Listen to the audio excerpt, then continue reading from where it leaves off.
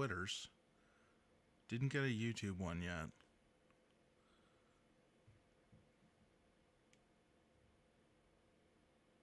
It's supposed to be there. Oh, there's the YouTube one. Am I going to get a Twitch one? We're also supposed to be on Twitch. It looks like we're there anyway. I'm not going to wait for that. All right.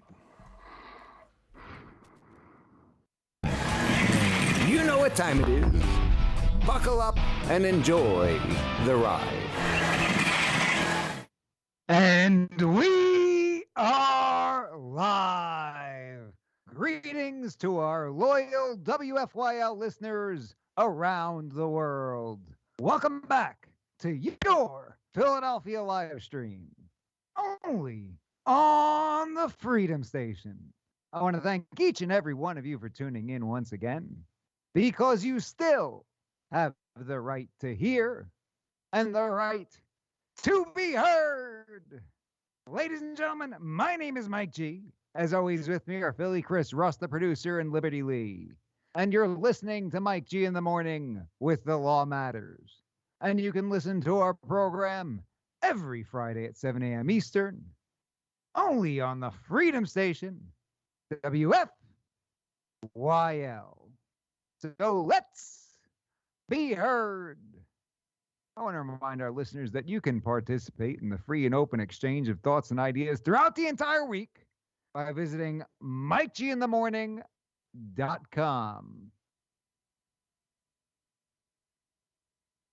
Chris, do I have you? Oh, yeah.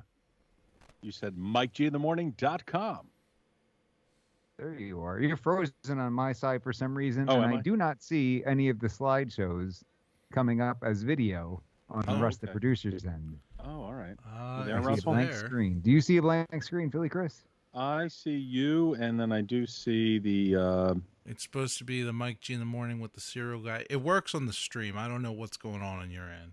Okay. I can unshare it Alrighty. and reshare it. There you go.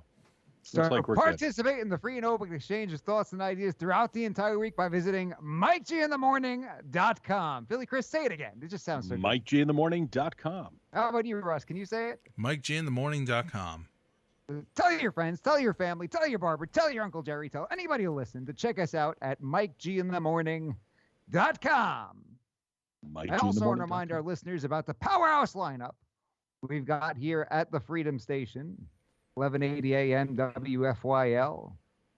Kicking off the morning, we've got Scott Adams bringing you the Scott Adams Show weekdays at 9 a.m.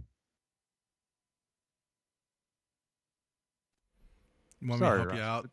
You want me to help you out? It's The slide, Kinetic Faith the next. slide here is dead on my end, so it went out Really? after Scott Adams. I know we've got Ben Shapiro coming at you with the Ben Shapiro Show weekdays skip at to that 3 one. p.m. The one, the only Dan Bongino coming at you at noon. And we also want to welcome Michael Knowles to the Freedom Station family, coming at you with the Michael Knowles Show weekdays at 5 p.m. So don't forget to tune in and show him some love. And with that, you know what time it is.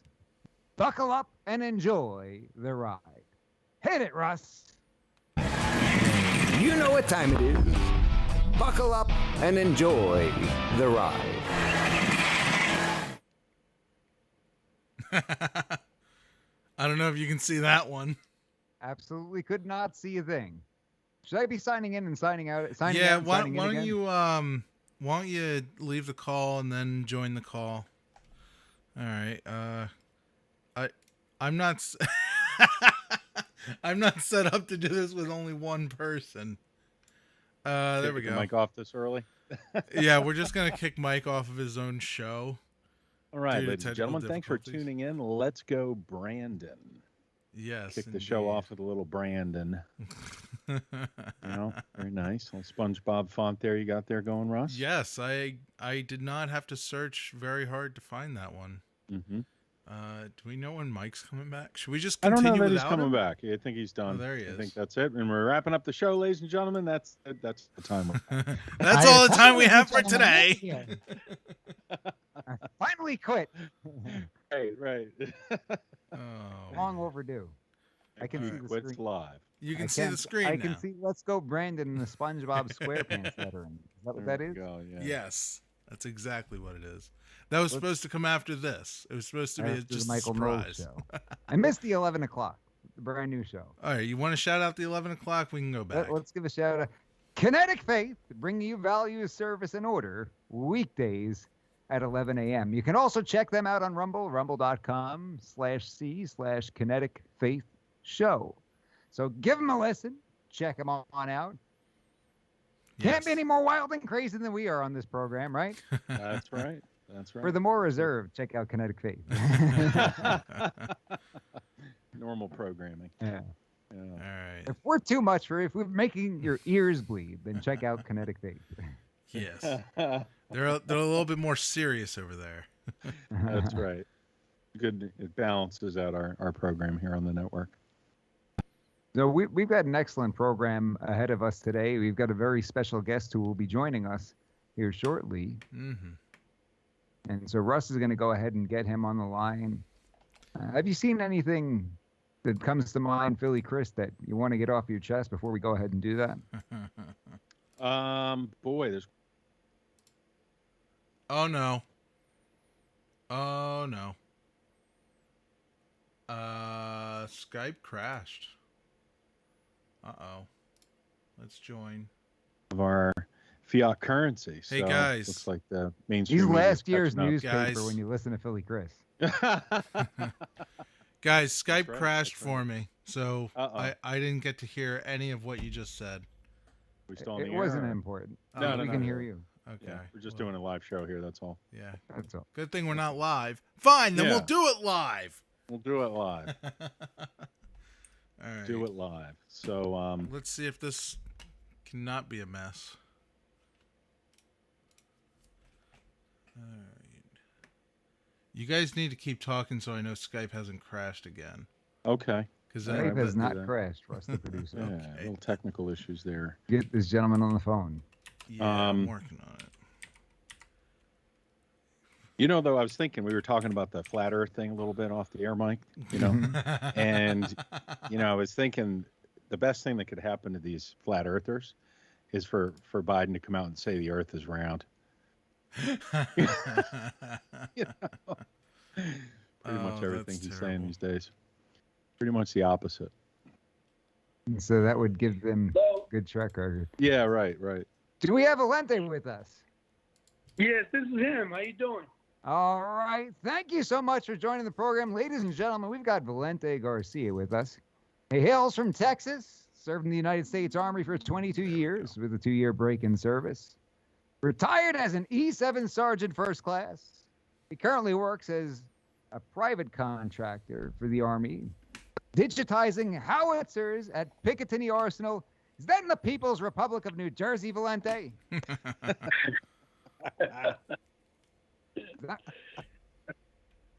Or is it not known as the People's Republic? I'm just plain old New Jersey. I was joking, Valente. I think you're right. Mhm. That's correct. Yeah. That's correct. You know, we've heard Philly Chris talk about you quite a bit. All good things, all good things. And Philly Chris uses a lot of common phrases. If you've been around him long enough, he uses the phrase "my buddy Stu" very often. My buddy Valente is one of them that he uses very often. Yeah, That's he's got a right. buddy Mike out here in the Pennsylvania area. I won't use his last name, so he's not doxxed out here or anything like that. Right. I kind of wonder if when he's talking to his other buddies, he talks about his buddy Mike G or some expletive Mike G. Is that the way you refer to me, Philly Chris? That's right. And that's usually the way it's handled. That's how we do it. So, Valente, thank you so much for joining us. First of all, thank you for your service. We appreciate everything that you've done over such a lengthy career. Thank you very much. I appreciate your kind words. Yeah. So, and you don't have to say anything back. You know, often when people say that, I feel like people in the service don't know what to say back. Because- You're correct. So we're like, Mhm. do we say you're welcome? Thank you. What do we say? Anything you say besides "shut up, you dummy" is probably an appropriate response. We can always say that too, though, Valente. if you want. Anything other than that is acceptable. Yeah.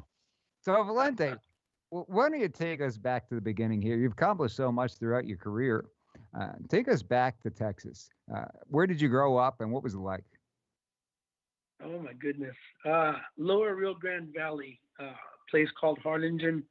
I was the son of a cook. My mother cooked for Cheriton for most of her life, and we worked in the fields in the summers, and just trying to get out of the valley, trying to get out of Harlingen, and I saw the only way to get out was joining the military, so I could get money to go to college. And that's where we started at. But it was a beautiful place to grow up in. What kind of area was it? What kind of area? Like how many were this highly populated, or take me back there? What do I see if I come into town to visit you? You see a bunch of palm trees. You see a lot of sky because there's no hills. It's all flat. Subtropic. During the time I was growing up, everything was beautiful and green. It rained a lot in the spring and in the summer, or not the summer, I'm sorry, in the fall. So it was a beautiful landscape, and that's about it. Was it right? It was right by the border. Is that correct? Right by the border. Our population was 66,000, so small little town, nothing serious. But we did have a great football team. For a state like this, we did pretty well for ourselves, considering that we were way down in the valley and trying to get out of there after we won district and climb our way up to the top to make it state was a long road. Sure. So yeah, tough competition football in Texas, right? Oh yeah, it's insane. And did you play? I played a little bit. I think up to my junior year. In my senior year, I had a difference with the coach. I misunderstood what he said, and I said whatever, and I let it nobody go. ever saw the coach again, right? That's right. That's right. He went on a long vacation. So, Melinda, you say that everybody wanted to get out of there. Why did they want to get out of there? Well, it's a poor town. We're poor, everybody's poor, and if you want to make something of yourself, you have to leave. You know, you got to leave. There's nothing for you there. Either you stay there, and I'm not saying everybody's bad or anything. It's just that either you go into drugs or you know somebody to open the door for you there, or you get out of there. And was there sort of what I did. a low ceiling financially as far as careers and things of that nature? Yes, either you're a doctor or a lawyer or somebody who's making money, or you're poor. Wow. Middle class is very, it's very.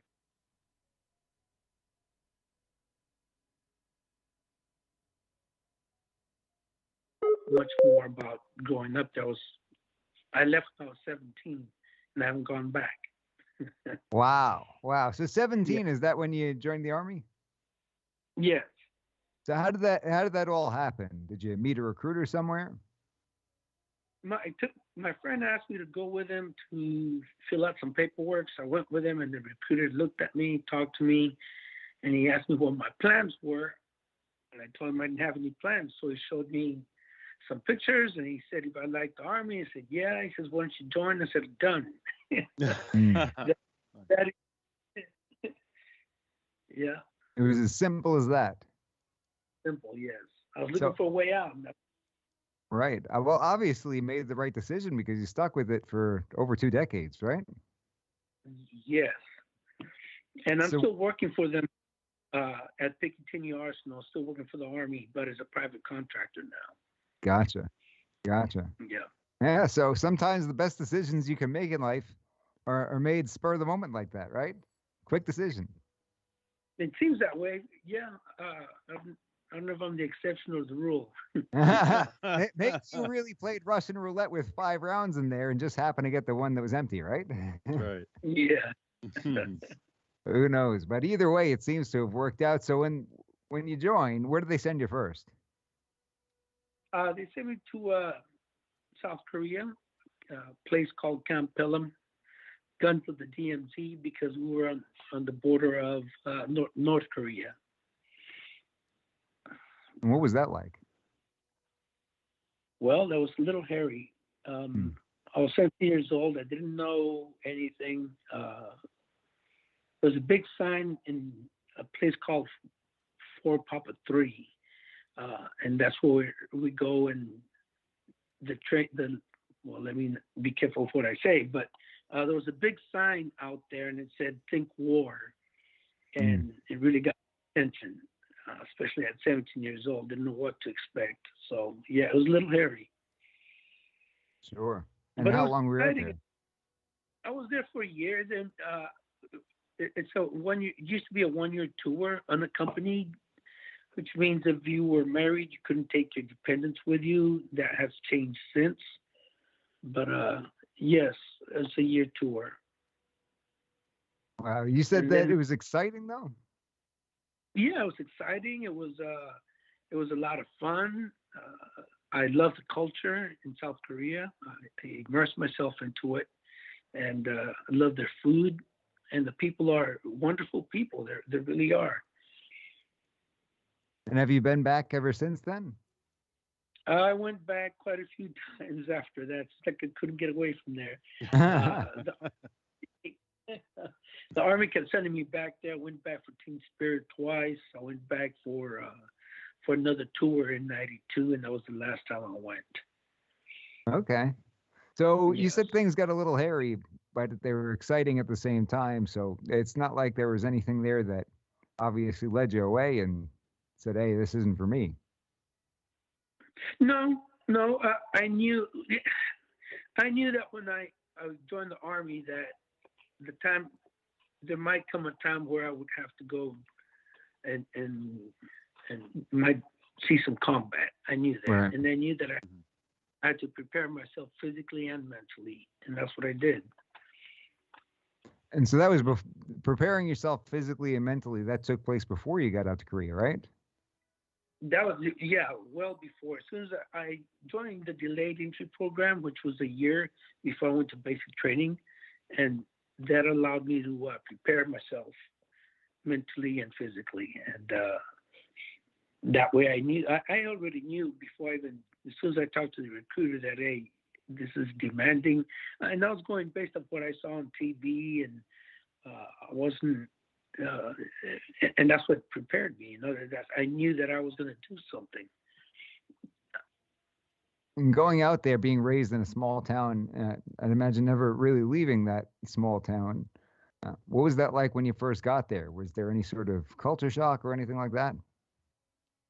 Certainly, the language, the writing on all the signs, nothing was in English. Everything was hieroglyphics. And Wow. so, yeah, it was, but I loved it. I loved it all. I used the trains, I used the subways when I could. But yes, So we're a year in at this point. We've still got 21 to go in your career, right? So where's the next stop? sent me to Fort Ord, California, light fighter country. And that's a whole different culture in the military, being light. We walk our butt off. We ruck march. We train like nobody's business. And I love Fort Ord, California, because they used to go to Panama for jungle training. We go to Coronado for amphibious training. We go to Yakima for cold weather training. We go to Korea for Team Spirit. Always training. And I'm telling you, we like nobody's business.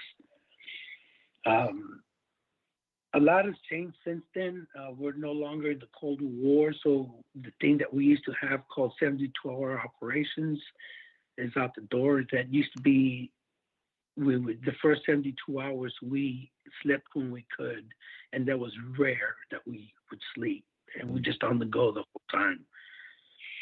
So yeah, it was great training. That set the tempo for the rest of my career, and it never got there again. You keep using the term team spirit. You want to explain that to our audience who might not be familiar? I'm sorry? You keep using the terms team spirit. Is that am I getting that right? Team spirit? Yes. Yes, I keep forgetting I'm not talking to just military people. Yeah, team Team- spirit. It's all The good, Kurt yeah. Cobain song, right? We got some team spirit on the show too with Russ. Yeah. Yes, team spirit is an exercise that used to be conducted in South Korea, where it was a combined forces. It was Marines, Army, Navy, Air Force, Koreans that I know of. I don't know of any other Australians, I believe, and I don't know exactly who else, but it was a huge exercise conducted in South Korea. And that was team spirit. Gotcha. So then you're in California for how long? California was 2.5 years. I got out after that because I was supposed to go to the Art Institute of Houston to do commercial arts, try and get a degree in commercial arts. What's So that I about? What's commercial arts? Commercial Well, art. It's Valente's drawing quite the and artist. I've seen some of his drawings. Yeah, you're a good artist. What is that? I had that was my going back to high school again. My art teacher prepared some of his top students to go to the Art Institute of Houston, help them get their profile. Excuse me, their you got to excuse me. I just got a brain cramp. It's not to get the portfolio submitted and accepted into the Art Institute of Houston. The only thing I was missing was the money, so I joined the Army to get that, and I was on the way there when I met my ex-wife. So now the Art Institute degree or the art career, and I don't have my ex-wife. There we go. So yeah, that was that. I tried to do something in the civilian sector. I could not imagine doing the same job for the rest of my career because in the Army you do so many different jobs Sure. of what you're supposed to be doing. And I was like, there's no life better than the military. I totally loved, jump from a hill, doing air assaults, going rope marching, going to the range, just so many different jobs. So I joined the Army back up again, and they sent me to Fort Stewart, Georgia. At the time, Fort Stewart. I'm sorry, go ahead. No, you go. At the time, Fort Stewart, Georgia was the 24th Infantry Division, and I was in the 8-inch, which is the 203 millimeter tile. It shoots at approximately 18 miles, and that was the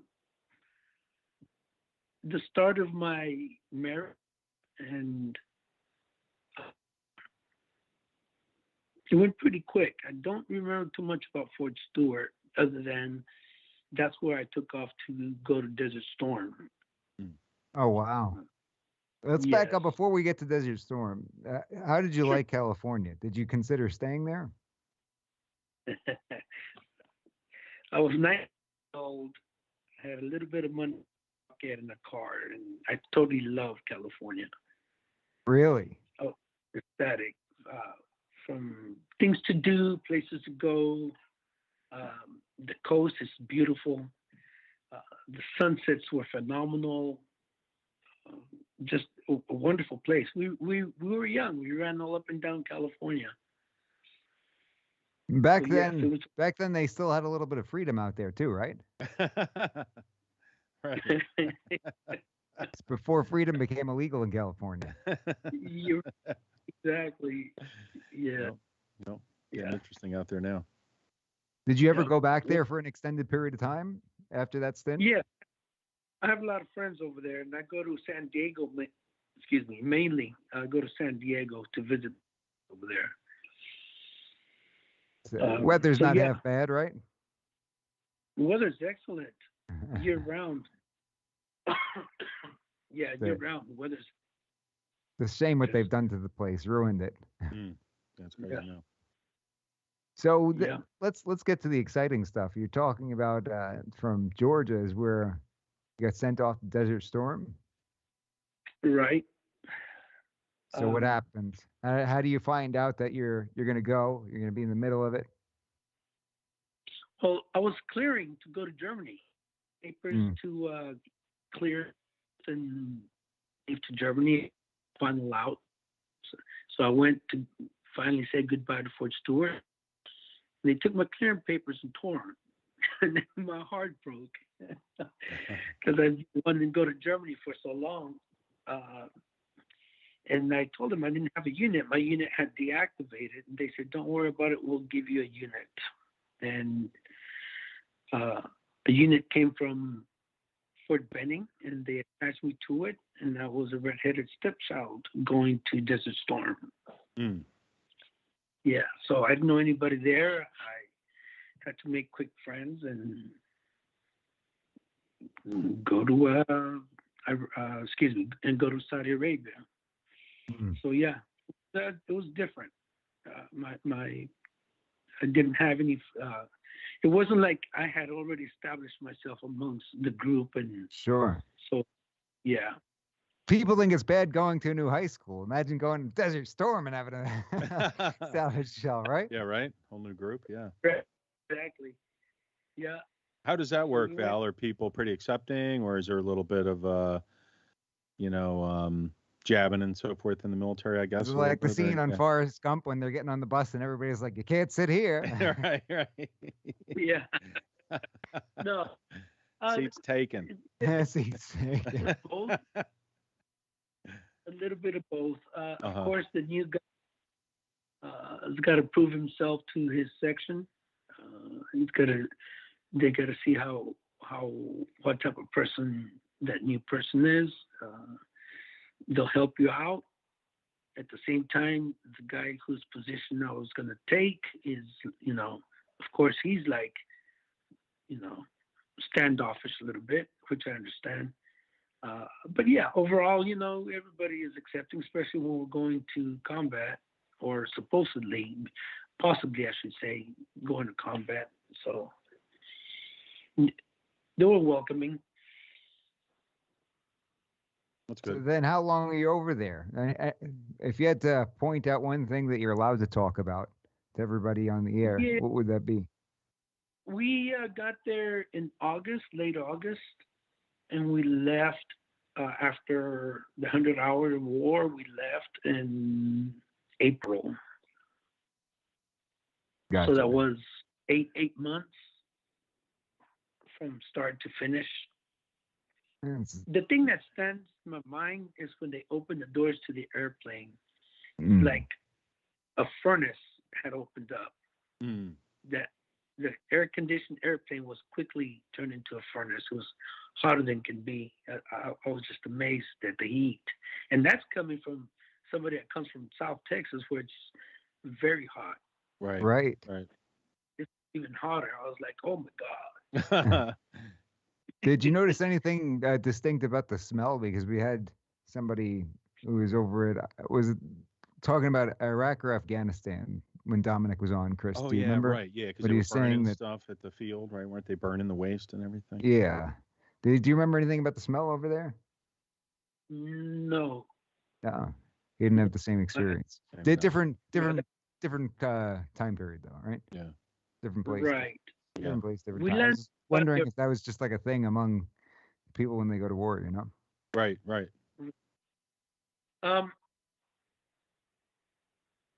They were burning feces in the field or burning feces from the outhouse. I think from the outhouses, maybe. Yeah, they were burning a lot of stuff. Yeah. I think he said, right, Mike? Like Yeah, they were just kind of burning all the waste. Yeah. Yeah, that's a common practice, and that yes, but I wasn't a private, so I didn't get to burn the feces. Oh, Okay. oh shucks. You didn't have to Maybe. deal with Yeah. the last show, yeah. Yes, that is correct. We have our outhouses, and you got to pull out the little cans out of there, and you got to burn the feces. Nice. So yeah. Yeah, it's a heck of a thing to do. I think actually Val had sent me some pictures earlier, and at some point, I think Russ might have stepped away for a minute, but we'll have to bring some things up. But I think you actually sent me some of the outhouses, didn't you? Some pictures of the. Those were pictures of the makeshift showers that we made out there with 2x4s of plywood. Okay. Those were showers. Yeah. You sent some great pictures over for everybody listening. We'll be showing those in a little bit. So we have some actual photos from Valente's travels around the world there. Definitely. Yeah. Definitely. For those of us just tuning in, you're listening to Mike G in the Morning with The Law Matters, only on the Freedom Station, WFYL. And we got a couple of comments over here. Thank you for your service from Randy. We've got hello gang from CB. We got Nice. DG, better late than never. The gang is all here. CB says, I don't remember California ever being free. Also says Border Patrol documents show at least 160,000 illegal immigrants have been released into the country under the Biden administration with little oversight, monitoring, or risk for deportation. You were talking about being raised over by the border. Do you remember this kind of thing being an issue growing up? No, I'm sure it was, but we would see legal immigrants, but I didn't realize then what the issue was or anything like that. We were just high school kids. We weren't worried about that. We didn't see politics or anything like that. Mhm. Sure. That's interesting to be there on location, Right. as those things are taking place. And it's something you didn't have that 24-hour news cycle like you do today, Yeah. where yeah. you turn Right. on one of these stations and they're showing live shots of the border and what's going on, or social media Right. where they're constantly posting things out there about what's going on over at the border. And for the people who were living there back then, to not even see that, that's interesting. Plus, we weren't stuck at the house. We had to leave the house and go play. We weren't allowed to be in the house. Imagine that. Yeah. Yep. Do you think So that, we didn't. I'm sorry. Go ahead. do you think that generation and that attitude forged human beings in a different way, sort of the way you grew up, and you decided at 17 you wanted to get out there and you wanted to do something, and you had a goal, you had a plan in mind, and you knew it wasn't going to be easy, but you did it anyway? Right. And I believe that I have my mother to thank for that, because she was always, since I remember, asking me how I was going to support myself. Mhm. Because as soon as I graduated, she used to tell me, to scare me to get myself out of my buttocks, she used to tell me, when you graduate, you're out the house. So you got to figure it out. Mhm. And I Sure. was like, oh my God. Yeah. Sounds Well, it like was in the back of my. sounds like a very tough woman. Was your father around? No, I don't know anything about my father. Mm. Don't know what he looks like. Never saw him. Wow. Yeah. Was that tough growing up? okay. It sounds like your mother had, a hell of a job on her hands to raise you and She- work and everything like that. But she did a great job. Sounds like. Was it tough for you Yeah, growing she up? had she tough being her son, because she had a firm grip on the situation, Mm. and there was no room for lollygagging. Everything I did, she said, had to be to standard, her standard. I'll say this: she not only would she yell at me and keep me straight by not a, today they would call it abuse. I call it keeping me straight. Mm. So when I went to basic training, the drill sergeant's yelling at me, and he's in my face and he's yelling at me, and I'm waiting. And I'm like, wait a minute, she's not gonna hit me? Bonus. um, yeah, I'm kind of glad we're talking about this because I've had some really, I guess I'd call them like intimate conversations with Valente as a close friend, and it's interesting. I think probably one of the reasons you're such a strong person, such a strong man, in my opinion, Valente, is some of that upraising you had, from your mom, some of the things you shared with me, and because it had to be a challenge. It sounds like at times, but boy, she was so strong, and from what you've shared with me, I don't know how much more you want to get into it on the show, but it sounds like she had a lot of struggles herself, but still kept you and your sisters all together as a family and pointed in the Wait, right there were direction. sisters too? Yeah, he's got some sisters. Yeah. How many Right. sisters? I had an older sister and a younger sister, Wow. and they got what's the word I'm looking for? They got pampered, and I got the rod. No way.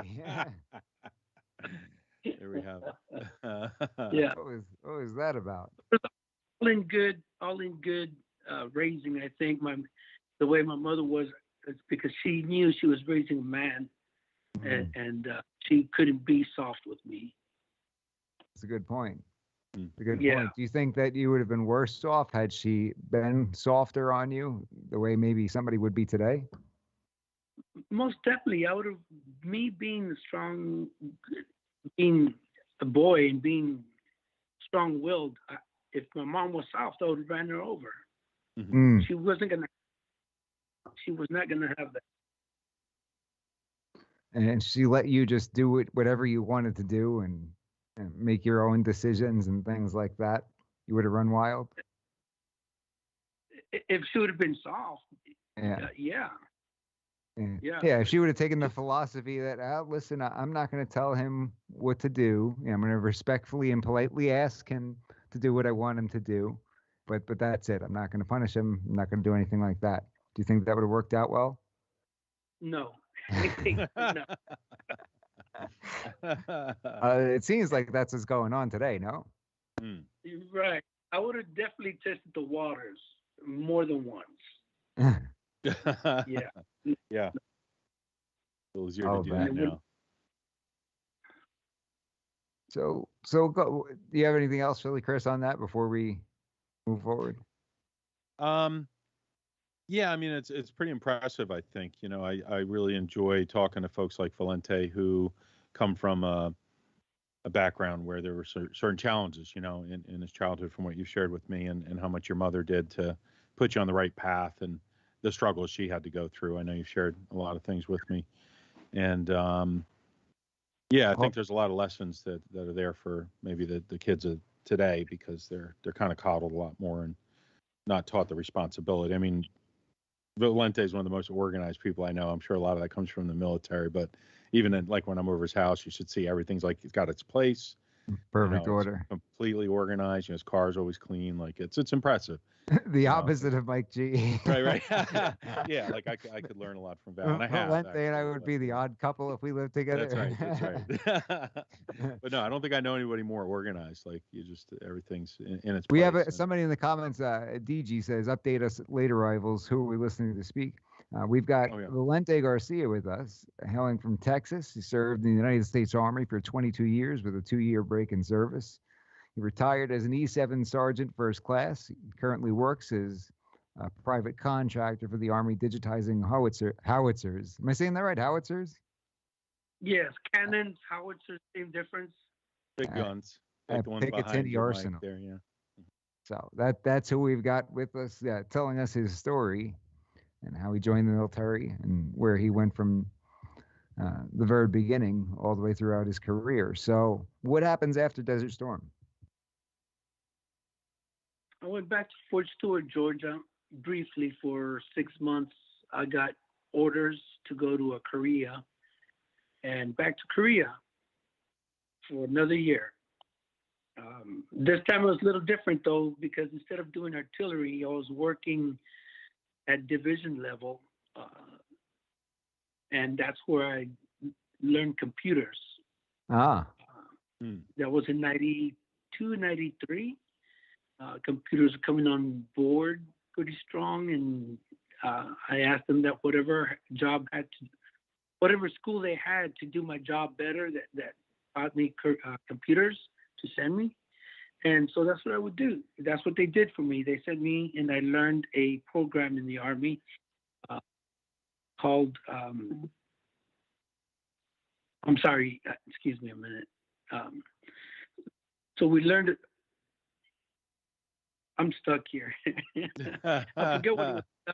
No, it's all right. okay. So my question is, what did computers look like in 92 and 93? I mean, that was a long time ago. What size of They buildings? were huge. You climbed Yeah. inside them, Mike. Yeah, they had doors and stuff, you know, They had doors. They were with stairs. huge. This one thing had 6 boxes, and that's what we carried to the field to run our computer. 6, about 2 by 3 feet boxes, Mm. huge box, and that's what we used. Of course, we came a long way since, but yeah, Right. they were huge. Well, what was the so, yeah. purpose of using the computers out there? I'm thinking, you guys. Yeah, I'm good. The general asks for certain reports from the units or anything from the units, and instead of going and getting on the phone and trying to figure out what they're at or whatever the case may be, we're tracking them on the computer. Gotcha. Yeah, we don't want to. We understand you got to be careful with what you say, and you can't give certain things away. But Right. just general roundabout sort Yeah. of, what were these Certainly. things being used for back They were then? really tracking the alien spacecraft with them. Ah, I said it. I knew it. Just throwing that out there. That's crazy. Just kidding. Yeah, they must have. They must have had some big fans in them out in the heat there. Just take. Cool. Yeah, you turn it was like turning on an airplane. Really? Mhm. Yeah. Yeah, especially out there. My gosh. Wow. Yeah. So you end up So, yeah, that working was- in computers. For during that time frame, that 1 year in Korea, I worked for a department called D3 Force Integration, and we fielded equipment to the division. And that's what we did. Hmm. So yeah, that was a year, and I left there, and I ended up going to Fort Bragg, North Carolina, home of the Ah. airborne. That's where Mhm. Dominic was. We had a guest on this program. What year right. was that? Right. That was 93. 93. I think that would have been before Dominic's time. I think he Yeah. was 90, 96 maybe. I forget from what Right. he said. I was Right. there till 2001. I was there for a long time. Oh, well, maybe you did cross paths. Hey, you never know. That'd be funny. How about that? Dominic Leon, his name is. He was on this program a couple of weeks ago. Right. I But don't know. I was not airborne. Oh, okay. I was in the only air assault battalion. Instead of airplanes, I did helicopters. Really? What was that like? There was, the adrenaline rush was something else. I tell you, it's wonderful. That's cool. Okay. Is Amazing. that So something you instead of- recommend people check out before they die? Definitely, of course. Get It's a on a thrill. helicopter? Well, not only get on a helicopter, instead of using a parachute, we use ropes. Oh, okay. That's awesome. So Yeah. not only get on the helicopter, jump off the helicopter, and don't use a parachute. Is that Right, That's that's what you're That's right. saying? Real men use ropes. Anything else is unacceptable. Yeah. Just big shoelaces. it's Right, a bunch of cheaters using parachutes to jump out of helicopters. That's right. Forget that nonsense. It's Yeah. wussy stuff, right? How long were the ropes, Val? Hopefully long enough. Yeah, right. Yeah. I guess they'd get reasonably close to the ground, but they can't get too low. Yeah. We would rappel from up to 120 feet. Okay, that's pretty good. It's a good. You're above the trees. Yeah. And Yeah. so yeah, it was, and not only did we rappel off the helicopters, we also towed our towed our cannon underneath the helicopter for raids. Yeah, that's pretty wild. Yeah, which that was which exciting. helicopter could lift those? The Well, Chinook depends probably, on or what cannon you're using, but yes, we had to use the Chinooks for our big gun, the one Okay. M1 Yes, that's cool. had to be a big gun. Hmm. Yeah, they're not light. Yep. Not at all. 16,500 pounds. Wow. The cannon. Yes. We need a range day with Val. Yeah, right. Let me ask you this, Right. Valente. Were you interested in firearms and the Second Amendment when you were growing up in Texas? I didn't know the Second Amendment existed as far as guns were concerned. We didn't Mm. own any guns.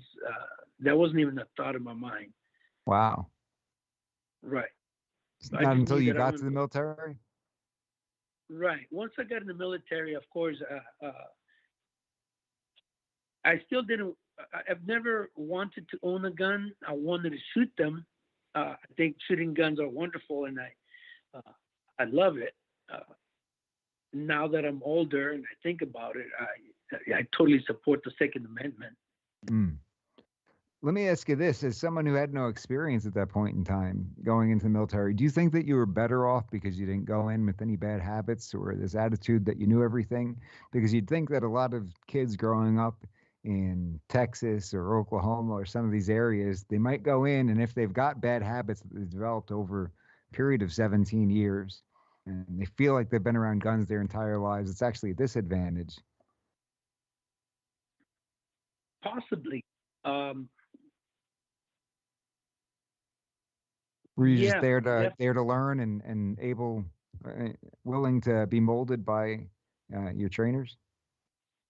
Right. And that's one thing I learned from my mom is to always keep an open mind to new Mm. things. You never know what you're going to miss. And so I go into all my ventures with an open mind, you know. If I don't know anything about what I'm going into, I go in there willingly, acceptingly, if I'm interested in it. Mhm. So I think that would be good advice for somebody who is going into a new venture is to just keep an open mind. Mm. Absolutely. Very cool. So where are we now? Where did we leave off? You were in North Carolina at Fort Bragg until 2001. How'd you like it over there?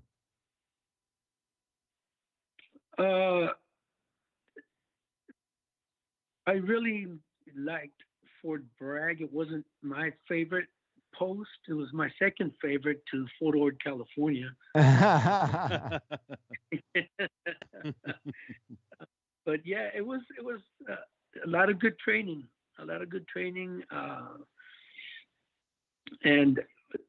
that was like the middle of my career. So I started coming into my own, understanding a little bit more how things function in the Army and how to get more, how to get ahead and how to develop myself better.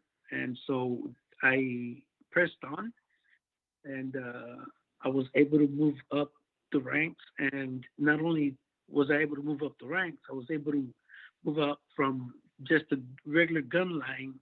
I was able to move to battalion and become in charge of the S3 Air. And what the Wow. S3 Air does is they're all in charge of the landing zone and the pickup zone and the drop-off zone, going to meetings to coordinate these air assault missions. So it was very exciting. Mhm. Yeah, it would be. And had you ever pictured being in that position when you first decided to enlist in when you're 17 years of age and you're just trying to get some money together to go to commercial art school? No, I just wanted to shoot big guns. Who doesn't, right? That's all I wanted to do. I asked the recruiter if I could go camping and shoot big guns. He said, Well, sure, kind of. Yeah, right. We can make that he happen. didn't Might be- tell- he didn't mention anything about digging foxholes or son of a gun. Right. A little misleading there. Yeah. Right. So how did you and Philly Chris meet one another? If you tell me that, are you gonna have to kill me? I didn't want to say that, but Ah, so so you have an Irishman, you have a Mexican, you have Puerto Rican, and you have Chris. We go into a bar, no, but I say that because There's four crazy people I'm walking a saying bar. denominator where our girlfriends or wives, they're Filipinas, and they met each other because through the Filipino contact thing, and that's how we got to meet each other was through our wives. gotcha. So were they friends for a long time before that, or was this sort of like a happenstance sort of meeting, and just as it so happens you two hit it off? Well, my wife's friend and her husband were friends together, but they went to dinner somewhere in Philadelphia, and that's where he met Chris because they were celebrating their birthday at the same time at the So there's restaurant. another degree of separation. So this is a lot of things have to Right. fall into place in order for you to cross paths, right? Right. Right. That's right. Yeah. Mhm. And so they got together and they say, "Hey, we met a new guy. You know, he's a great guy. He's fun to be with. We're gonna get together this weekend." And we got together, and that was that. Yeah. Wow. Yeah. And I guess that was Yeah. probably maybe 6 years ago, 7 years ago, something like that. I think. Yeah. Right. Right, Val? Something like Sound that. about right? That's Yeah. a heck of a story. So Philly Chris randomly meets somebody, and then they go back and tell their friend, "You got to meet this guy. That's usually how it goes. Yeah. This dude is a barrel of monkeys. We got to hang out together." We do have a good time. We've had some fun times over the past few Oh, years. we've had some great times. Yeah. Most definitely. I didn't So think Chris, my when 40s you go could to be so hang much out fun. with Valente, you got to go out to the People's Republic of New Jersey. Unfortunately, yes. Yeah. I usually Oh. travel very carefully. Actually, he's hooked me up with somebody who can drop me by rope from a helicopter in his backyard.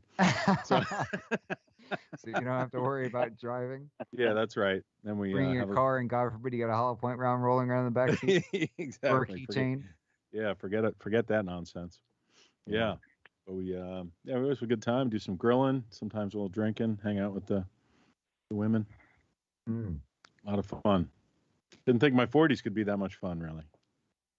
So we got to 2001, and then you went back to Georgia from Fort Bragg. Is that what? Or where'd you go from 2001? No, I left Georgia to go to Fort Bragg. To go to Fort I Bragg. landed in Fort Bragg, and I'm sorry, Georgia to Korea and Korea to Fort Bragg. I'm in Fort Bragg now. I was there for 9 years. Did a lot of great and wonderful things in Fort Bragg, but I wanted to go airborne, but I was at the emergency one evening with my wife, and then the doors came. They just blew open, people screaming, soldiers screaming, ah. And I seen the doctors, and they're cutting their BDUs off, their fatigues off. And I was like, what in the hell's going on? It's like 1 a.m. They say, oh, they had a night jump. This is typical. Mm. And I was like, Typical. no. Really? Yeah, I was like, no. I don't want to go airborne no more. And second thought, Typical. Huh? Wow. I'm gonna stick to jumping out of helicopters on a rope. Nobody ever gets hurt doing that. Right. Wow. Yeah. Crazy when that's the safer option, right? Yeah. Right. Yeah. Right. That's the truth. Yeah. So 9 years, and then I get orders to go to Germany. Oh, you finally got to Finally. Germany?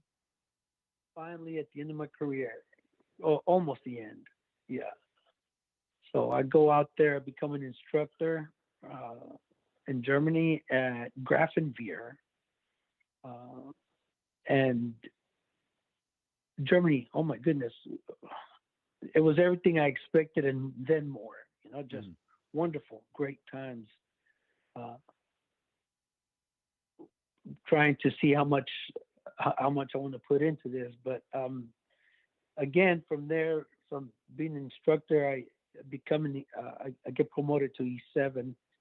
So then I volunteer and I go look for a different job so I can go to OIF. I can't be on the sideline. So What's I'm OIF? like, all Val? right.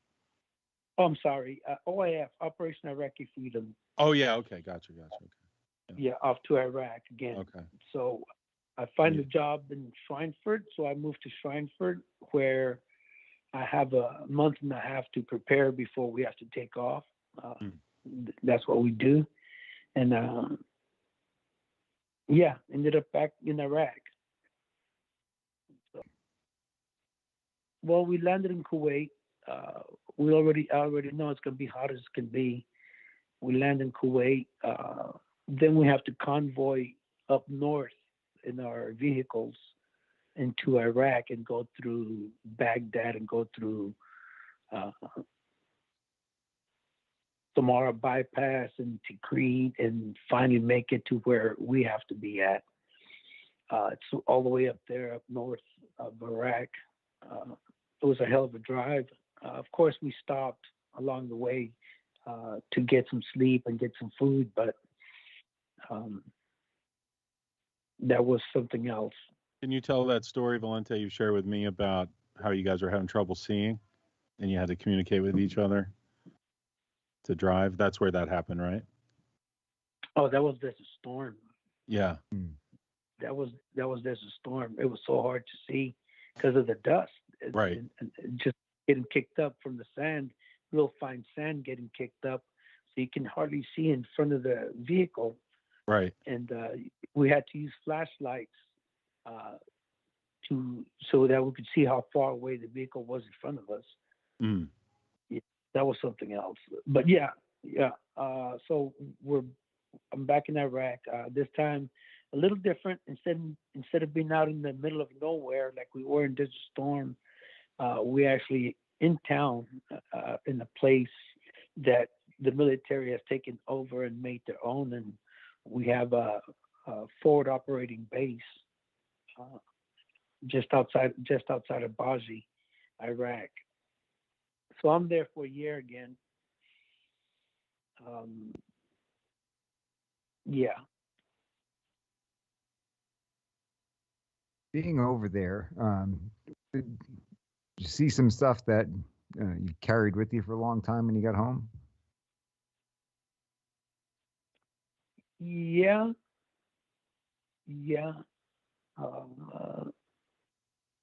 Wasn't exactly pleasant.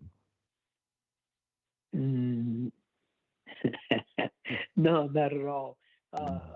Yeah, but that's an interesting topic you brought up because there's a lot of vets having a much harder time than what I'm having, and my heart goes out to them. And yeah, that's another touchy subject with the vets, Mm-hmm. But having been Yeah. there, even if you've come out of this, obviously, in pretty good A shape, lot better. you Right. know, right. that even having come out not in the condition that some of these guys are in, do you have a different perspective, you think, than the average person in understanding why these people end up in that condition? I never thought of that. Mm. I'm just glad to be back. Yeah. Yeah. Yeah, well, Yeah. you would think that, being over there and being a part of it, you see some of these guys, you say, well, I'm glad that didn't happen to me. I was fortunate. I was blessed, and maybe I put myself in certain positions and did certain things that helped along the way, but I could certainly understand how that could happen to somebody and why that happened to them. Oh, you're talking about other soldiers. Yes. Yeah, I thought you were talking about the Iraqi people. I was. Oh, no, Um, no. Yeah. No. Oh my God. I've of course I've thought of that. It's just that there's so many different things in place. Some people do different jobs, right? These poor son of a guns that are going down, kicking in doors, and or on convoys, and they get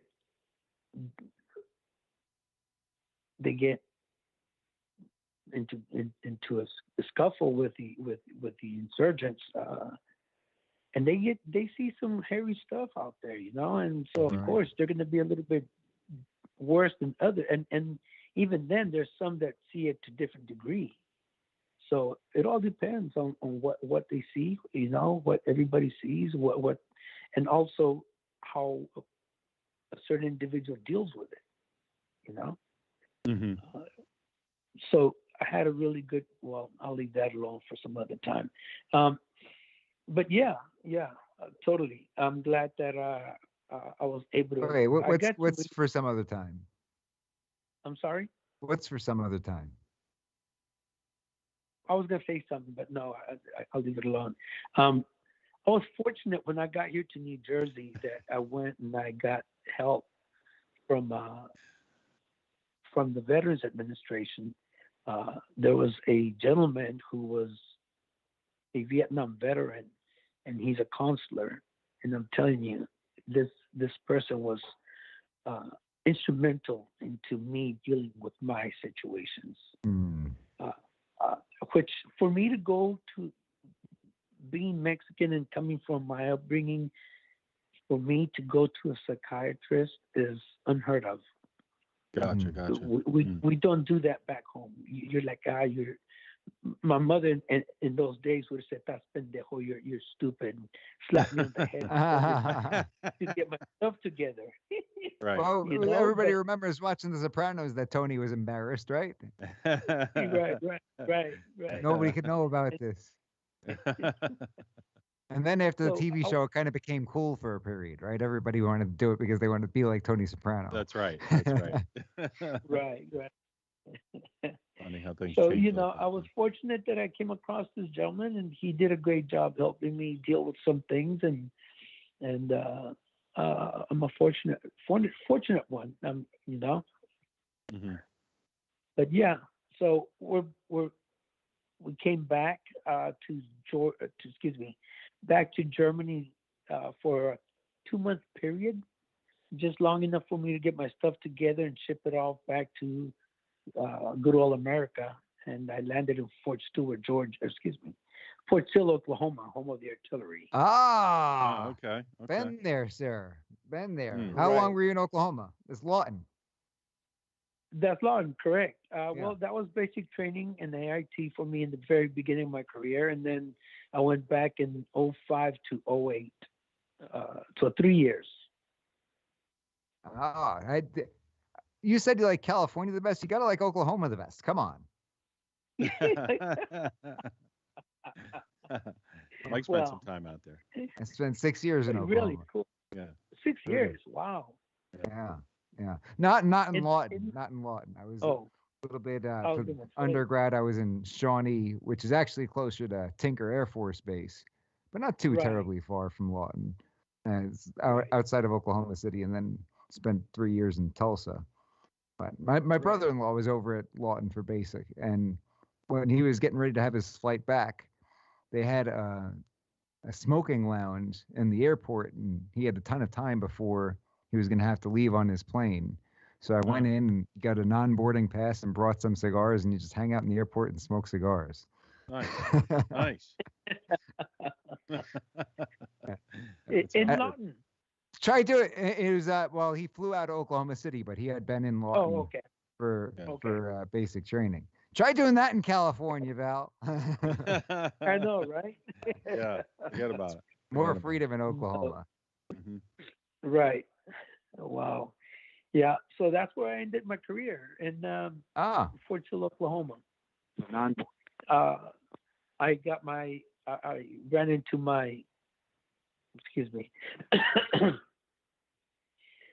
friend introduced me to my boss when I was going to the field. My boss asked me if I knew total artillery. I told him that's all I've been doing my whole career, total artillery. And he gave me a phone number and a contact name of a person, and told me to give him resume, and that was that. Mhm. I'm here in New Jersey now. Nice. Yeah, Wow. yeah. What county in Jersey? Warren County, Gotcha. Gotcha. right? Place called Washington, New Jersey. Very good. You're so There's- close to Pennsylvania. Might as well just come across the border. Come, Yeah, come I live know, in right? America. Come live in America. Vlad. Come on over. Yeah, yeah. The commute's a little bit longer. Mhm. Oh So, yeah, that's true. Yeah. How much longer you think you got in the business? You had a quite lengthy career. I'm sorry, say again? How long do you think you're going to continue on? Because you had quite the lengthy career so far. Yeah, I'm looking at least another 12 years or so. Wow. Yeah. I love my job. I love my job working at Picatinny. I didn't ever think those words would come out of my mouth, but I tell you, I totally love my job. I got a great group of friends that I work with. My boss is exceptional. Everything just, I can't believe it's real. You know, it's like who says this? But- That's awesome. Yeah, Mhm. yeah, it's awesome. So no reason to So, hang yeah. it up. That's what it comes down to, right? Yeah. No reason at all. You know, I still get to see the guns and work around them, and the job is. I'm always learning something every day, something new, and it's just amazing place to work at. Very cool. Chris, did you have something you wanted to add? I did a minute ago. I can't remember though. I'm sorry. Can't remember what it was.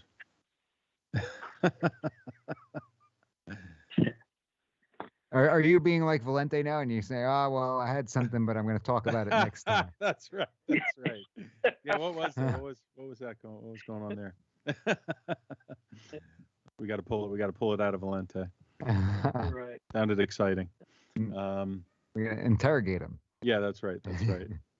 No, I was thinking about how cool it is he's come full circle to now contribute to the troops out in the field, having been there, working on the newest technology for the guys that are out there relying on it, and the passion that I get out of Valente is something else when we talk about these things, and fills me in a little bit about what's going on, because obviously they're protecting our country from evil forces out there, so pretty important stuff. And with all his years of experience out in the field, it's great to see him contributing toward the folks that are out there now. Well, if doing you those see jobs. things on the news sometimes and say, "Wow, that is totally bogus," and they're just not telling the truth based on your information that you have and your experiences. Yeah. It's like I told Chris. I don't watch news anymore. It's Wow. depressing. It's like it's just, much as I hate to say this, it's garbage. You know? Right. Yeah. You're right. You're right. Yeah. I just it's getting harder and harder to decipher what is true, what is not. I just don't Yeah. like where we at as a nation right now. Hmm. Without having to get too in depth with the politics part of it, but I'm not happy with it at all. What do you think that we could do better?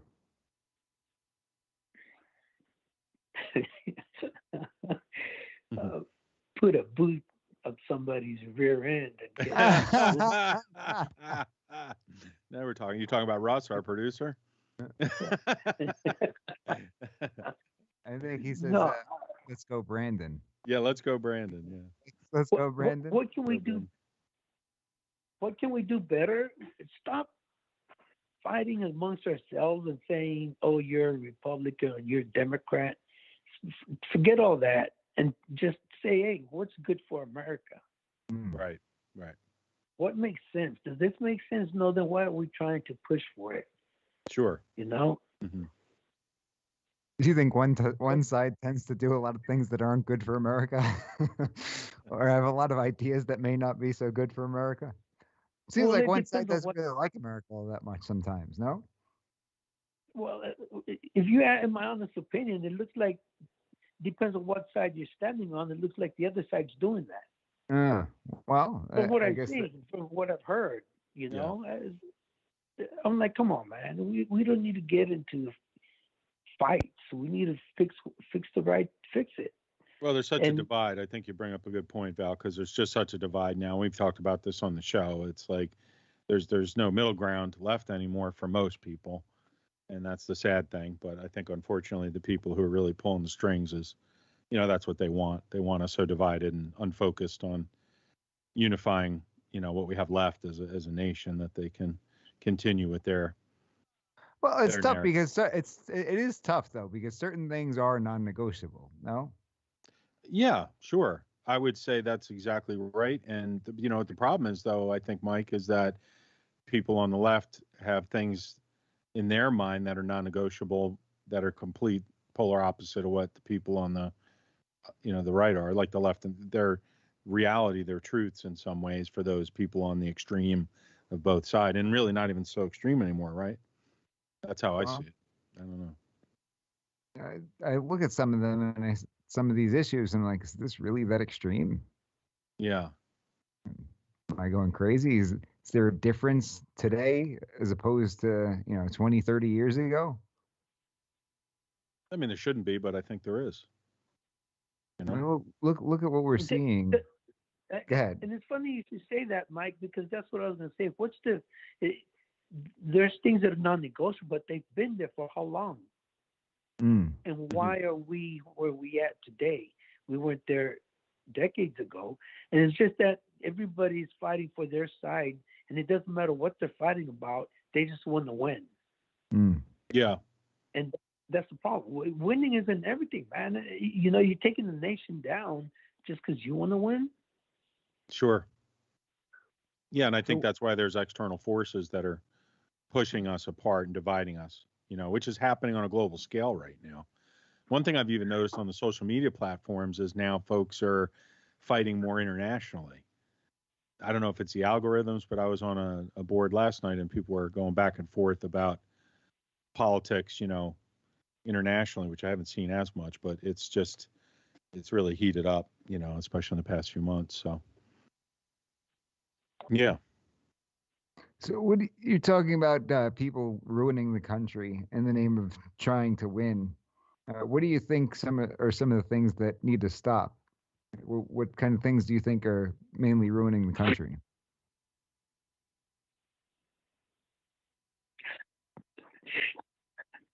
They I'm got sorry, to. I was getting, Yes, I the was deep getting state- feed, They got to it.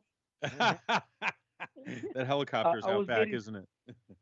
I'm getting feedback from something. Oh, okay. I wasn't able to hear your question. I was saying that you were saying previously that when people focus too much on trying to win rather than make things better, they end up ruining the country, and that's the cost of what they're doing. Are there anything?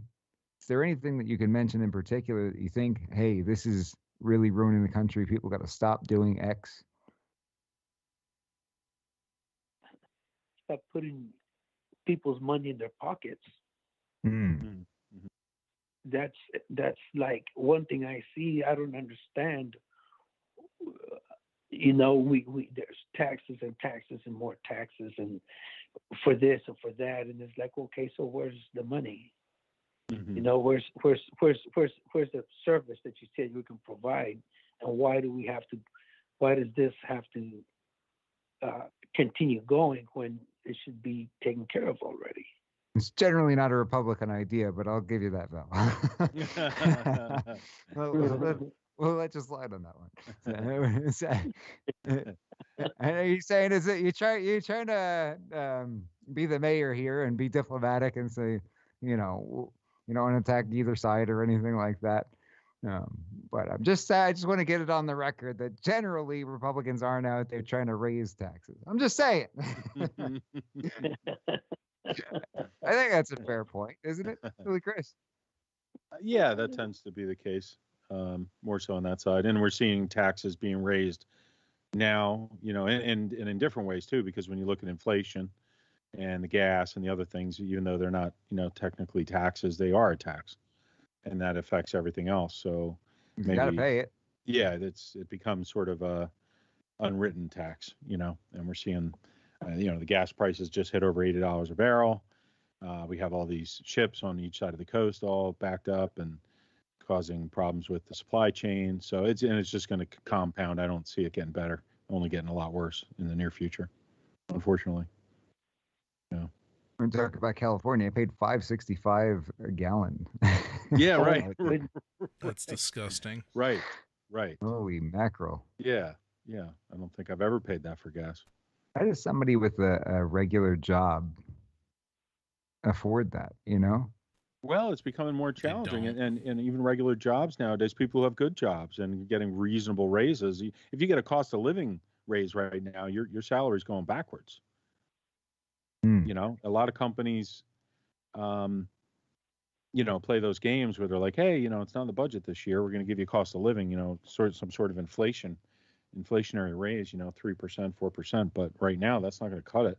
It's not going to cut it. No, it's not at all. I mean, how much is gas? That's how you much is distinguish food? the elites, though, because there's a gentleman who worked at a cigar shop in the area, and he was talking about this one neighborhood. He said people over there don't even know the price of gas.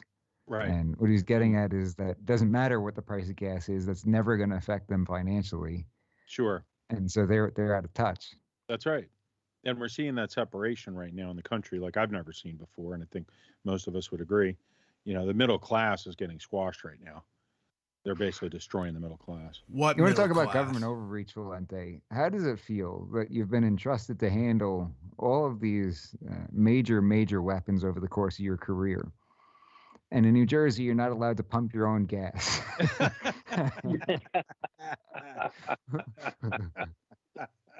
You couldn't possibly handle that responsibility, right? It's a little too much. God forbid. Right. Yeah. Right. Yeah. It's pretty Throw funny. you right in jail. Do not Yeah. pass go. Do not collect $200. What is the penalty in New Jersey I tell you what. for pumping your own gas? When the wind is blowing and Can't the hear. rain is coming down, that's a pretty good thing to have, right? Not to have to get out of your car. That is true. Yeah. That The is funny true. thing is, You're like, hey, pal, I'd love to come out and do it myself, but the law is the law. I don't make the law. I don't break the law. right. I've had them yell at me because just out of habit, or I didn't want to wait. I've been in Jersey and get out to do it, and they'll start yelling at you. I had one guy be like, "You're one of those Pennsylvania, Yeah, a-holes." right, I'm pumping like, your own gas. He's like, oh my Right, God, right. don't do that. It's going to Right. blow up. Sorry, I didn't go to school for this and all. Hey, you didn't go to school for it. Which button do I push? What do I do? With in 93, 89, I don't know what happened. Do I use diesel? Do they really convince people in New Jersey that something awful and catastrophic is going to happen if they actually do it, though? Because it seems like what they do with guns, right? It's like, Yeah, oh, no, you can't be around a gun. You're around a gun, like everybody in the room blows up. That's Right. the way it happens. And they're like, oh, okay, government said so. Yep. Government said can't pump my own gas.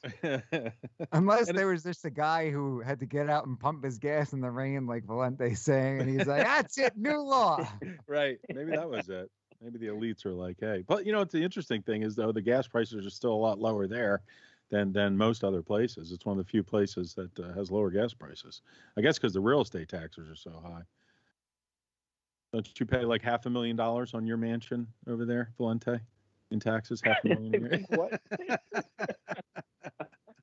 No, but they're I don't know crazy. what- They're crazy. Talking about, but yeah, the taxes are insane. Yeah. I know a guy who Yeah. pays $22,000 a year property taxes in Sussex County, New Jersey. Yeah. Wow. That's up there. That's crazy. That's like a mortgage for a lot of people, right? Yeah, that's even more. I mean, that's a lot. Yeah, Almost a more. couple thousand a month. Yeah. How do you retire? Right. You don't. Phil Murphy does. Phil Murphy retired. Yeah. King Well, Phil. he said if Jersey, if taxes are your thing, then Jersey may not be for you, right? Oh yeah, if you don't like taxes, then just leave New Jersey. Right. Go somewhere else. Wow. If you don't Yeah. like working for me, then get out. Yeah. Exactly. It's So too bad though. Valente, There's some moral of the beautiful story is places. that Valente loves taxes. That's right. That's right. Whoa, whoa, whoa. long have you been in New Jersey? Oof. Excuse me, 13 years. Hmm. Yeah. Is it like 13 being in the years. joint where you just mark off a tally on the wall at the end of every day to see how long you've been in? That's right. It's a Well, you shame may go because back. there are a lot of nice things about New Jersey, but the politicians ruin it. Just like what happened in California. Politicians ruin it. Yeah. Name those things, Mike. Name them. What's that? You said there's a lot of nice things about New Jersey. Name them. Prove it. Prove it, Mike. Do it. That's funny. Valente, why don't you help me out? Yeah. I feel like I'm the I counselor love now. how you You didn't say have an something answer. nice about New Jersey. Let's all say You don't First suck thing as that- bad as New York. That's something nice. The first thing that's nice about New Jersey, they pump your gas for you. Yeah, there we go. That's right. There we have it. They're so polite. They pump your gas for you. That's why I know- drive over to Camden. Beautiful over there. Yeah, it's nice. You might get killed on the way, but it's cheaper gas. People come to Camden on vacation from Sweden. It's a real hot place. Like it's even worse in the movies. Camden and Chester. Right. In certain parts of Pennsylvania, you tell people you live in Chester County, and their jaw hits the floor. They're like, "What are you doing over there?" City of Chester. It's Chester like the County. Jersey of Pennsylvania. Yeah, I used to like love in Farmville. New York where people would come in from out of state and they'd move to these high crime areas, just because they were very naive and thought it was like a cool thing to do to move into the city, Mhm. and they were usually gone very quickly. Yeah, I bet. Valente's seen some real war zones. We got Yeah. we got Jeremy Miller in the chat saying, "Remember how people in Oregon reacted when they started having to pump their own gas? Mm. What was that about? What did they make? They like freaked out. There were riots and it was a mess. It's a hard thing to do, you know. It's so hard to remember the number 87. You know. What if I do it wrong? That's right. That's right. Maybe we'll I see what didn't go happens to very good. college for basket weaving. How am I gonna do this?" So, Valente, the interesting point you made about taxes. Stop taking people's money. That's one thing that's ruining America. Anything else that you could think of that comes to mind? If you could implore people, hey, stop doing this. It'll make America better off.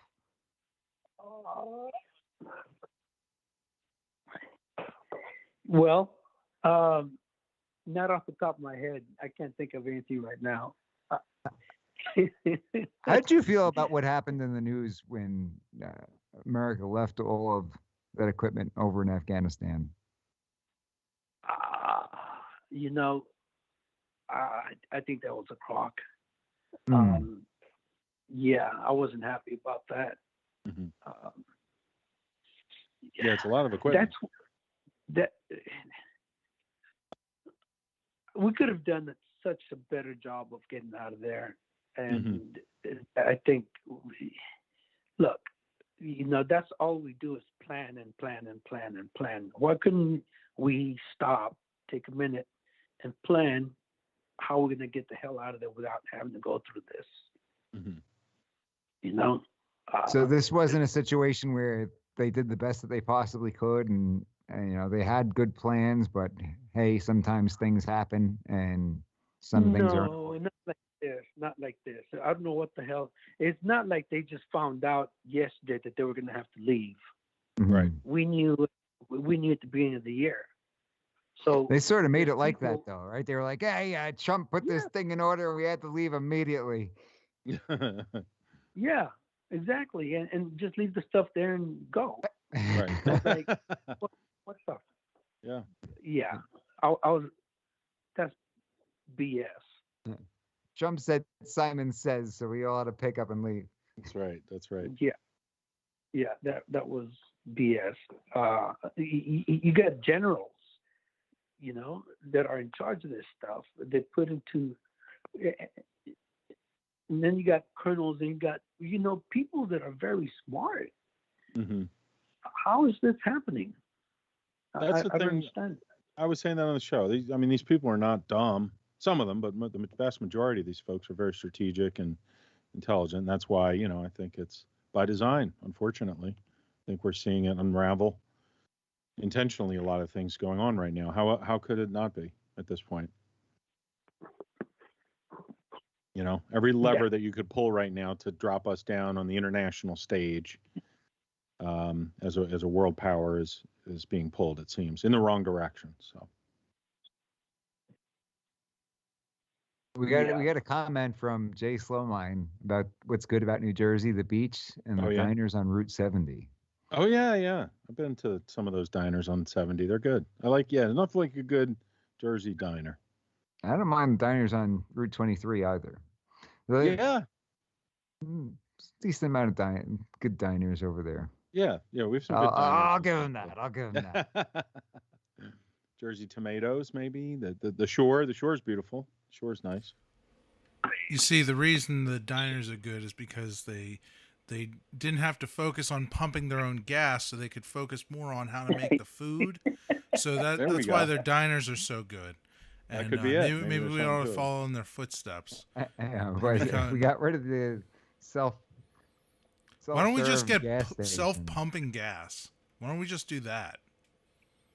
They'll be coming out with all the AI and the robotics, Russ. Don't worry. Well, the car will be self-driving. If you've seen the movie Cars, if you pay attention to the gas pump, there's a few scenes with gas pumps.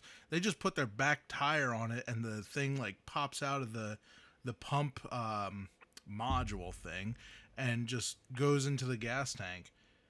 Okay. And I would imagine that's because the gas tank is at a set height or whatever. But if we could find something like that, we could just eliminate the whole thing altogether. Sure, it's coming. But they won't have gas cars soon anyway. They just got rid of lawnmowers and weed whackers and. That's right, in California. In California. So. In your beloved California, Valente, what do you think about that? Right, now everyone's lawn is going to catch fire. I didn't know that. They got rid of the lawnmowers? Yeah, they're banning any gas-operated lawn equipment. I don't know exactly if it's in effect already or going into effect soon, but they're Let's Google that. under the guise of their environmental practices. So they got to use those electric ones. Yeah, they'll use the electric ones that they charge in the wall that's powered by the coal plant. Because that's better. It's clean coal. That's right. Yeah, that's just clean coal and nuclear and all that. So, yeah. Right. Yeah, we're living they in. could use one of those things like the Grim Reaper has, right? And go across and cut the grass like the that. sickle, right? Yeah. Thank you, Jay. I just saw your comment there. And the Lunatic Rises. This is my favorite show. All right. Comment of the night right there. Thank you. About that. Route 9 diners are the best. Yeah. They are. They are good over there in Jersey. Should we show some of the images Val shared with us? Or Yeah, sure. Yeah. You want to bring some of those up, Russ? Russ, why don't you pull Sure, up? let me The problem just is do that. Valente can't see them. That's all right. I'll So he's- describe it and Okay, yeah. Yeah. Well, yeah, he'll know what we're talking Val's an about. artist, so yeah. Be like, the third one you sent. Remember that one? You could be a little more descriptive than that. Yeah. Good job. Mm-hmm. Okay, let's see. I guess, Chris, you're going to just, describe these?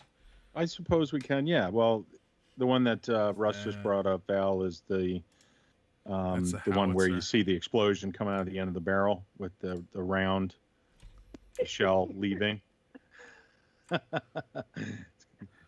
So what is that? I think that's one of the. I really hope yeah. that Valente's response is, you're going to have to be more specific. Yeah. I don't remember that one. That's okay. How many it's got explosion the pictures do you fire, have laying around? Fireball, the fireball coming out of the barrel. Oh, okay, yeah. Yeah. Oh, yeah, that one. So these are some images that Valente sent me over from his time.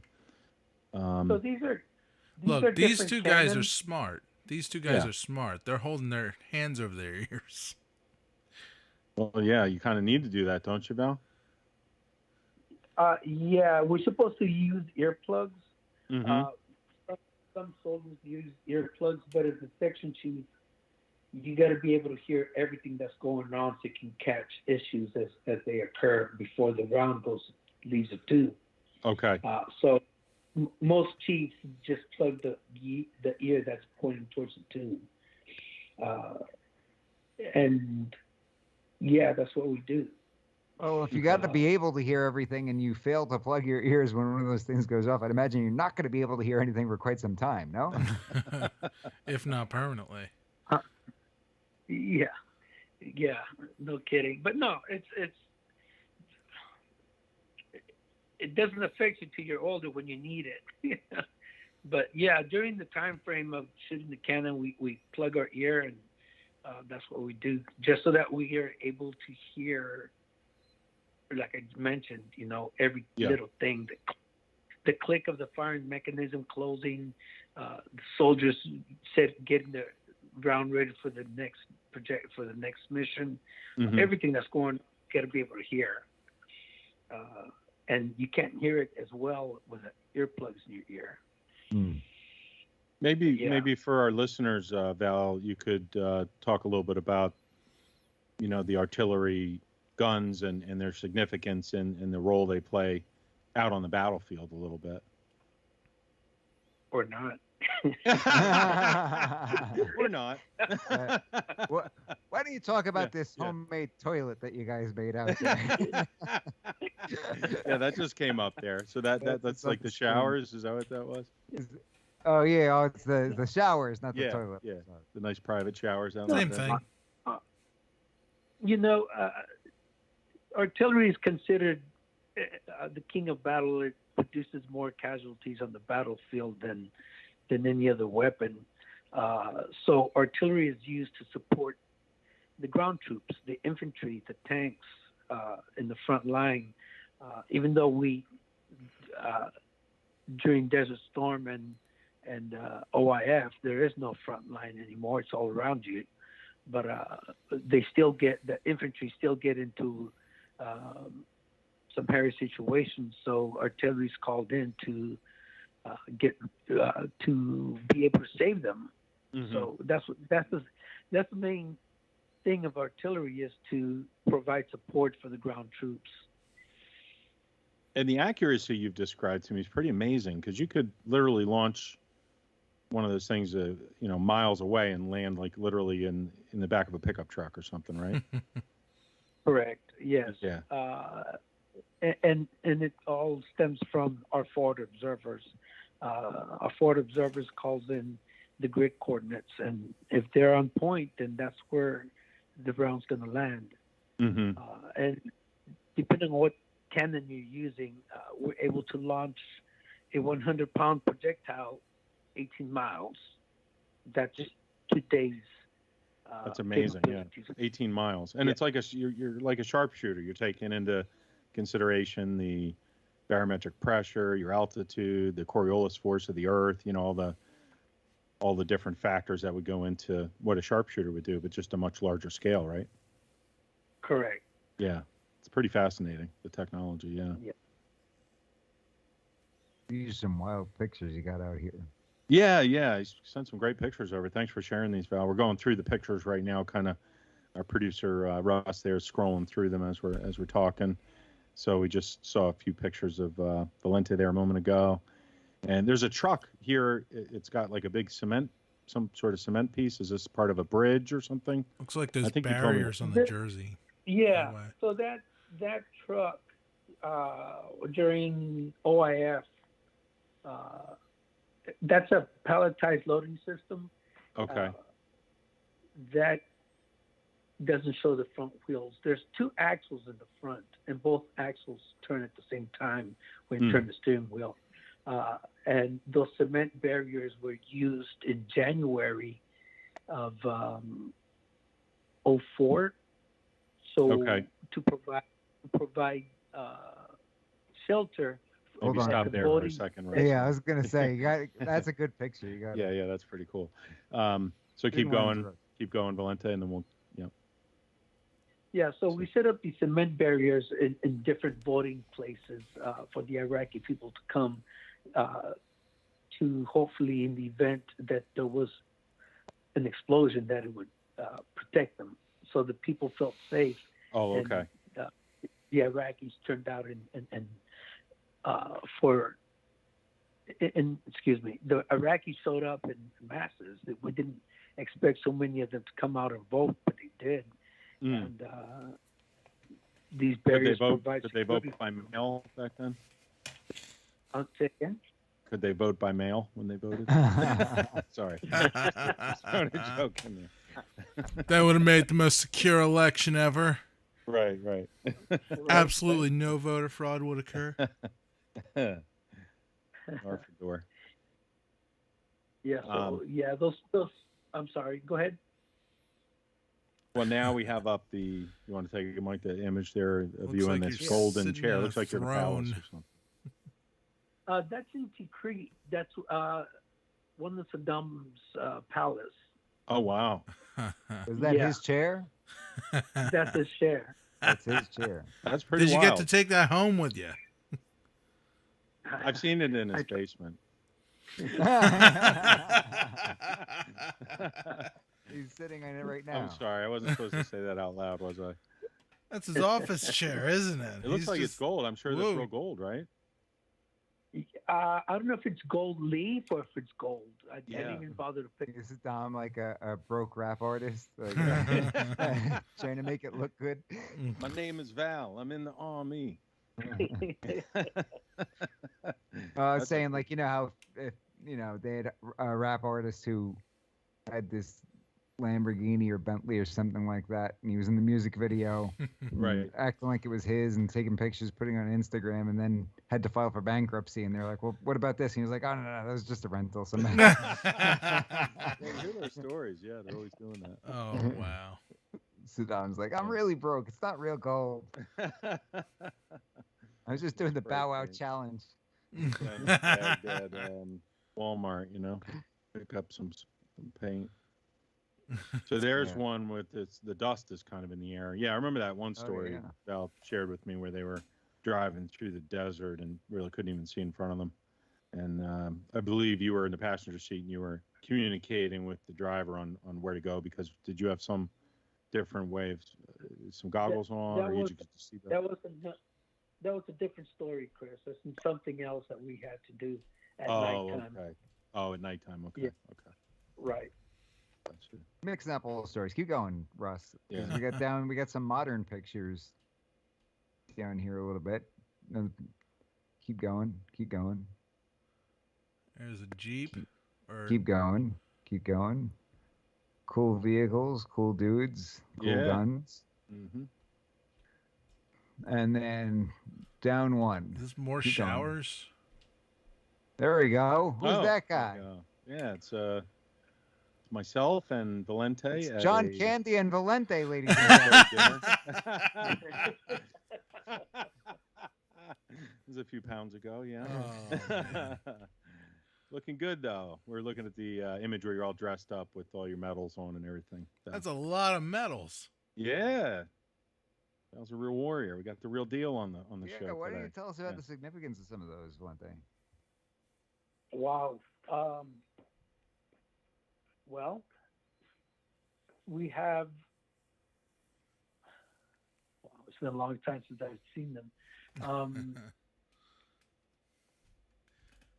Tell us about one or two of your Zoom in. favorites. You don't have to go through the whole thing. My favorite ones.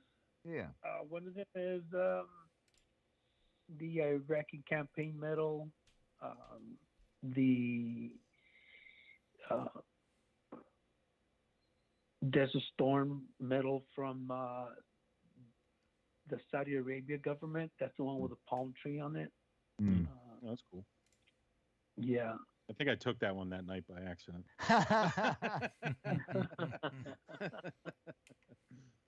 They say that the little map set the globe is real gold. I haven't had it checked, but they say it is. I don't know. Oh, okay. on the actual medal that they gave us. Oh, that's good. Oh, it should be. What kind of an event was Yeah. this that you were dressed up in this? I'm not sure of the picture. That's a picture that Chris put in there on his own. but Yeah, I that's know when which we one- were with Scott and the six of Okay, us yeah. went to that military function, that dinner there in Jersey. Right. Uh, It's a winter ball that we have every winter here, Oh. and that's all it was. And they pick different themes each year to support different organizations. So yeah, Very cool. that one year just decided to get together. I like going to balls, and I asked if the guys wanted to join. They said sure, Hmm and we went. So yeah, it was a nice night. It was a It great. was a great night. Yeah, Yep. it was fun. It We got a ended picture. ended with a bang too. We got a picture of Valente holding, looks like a piece of artwork. Is that something that you put together, Valente? I believe that's the painting from Korea, if I remember correctly. That painting you just showed me recently in your garage, Val. Is that next Oh, to his that Lambo? one. It says soldier. I included some of the pictures we took recently. Yeah. Oh, And- Oh, yeah, there's- yeah. Whatever this Um, is. when we land in Korea, we get to our post. The Koreans are off trying to earn a living, and one of the things this one Korean was good at is drawing and painting soldiers' faces on the same soldier that you see there. You see the soldier holding the weapon and holding his comrade in his arms, but they Mhm. put different faces on it. But yeah, that was when I was my first tour in Korea in Camp Pelham back in '85. Yeah, and it's very touching what it says down there. I don't know if I can quite see it. If it's large enough, I don't know if you can make it larger, Russ. We could read it, but it's pretty. Can you read it, Yeah, Russ? I'm trying to zoom in. Yeah. It's hard because the dock adjusts it, Mm-hmm. and I lost my ability to read cursive writing long ago. I'm Oh, sorry. really? Can you Yeah. see it?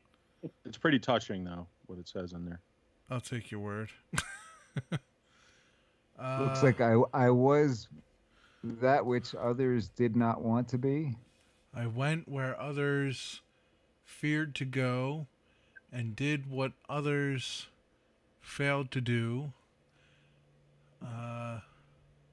I asked I asked nothing from nothing these, from those who gave oh. nothing and reluctantly accepted the thought Thought. of eternal. eternal loneliness.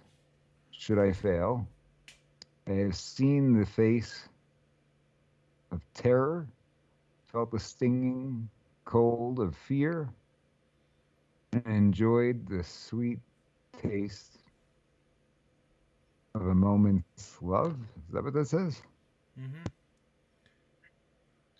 I have cried, pained, and hoped, but most of all, I have loved Or lived, I think. lived times others would say were best forgotten.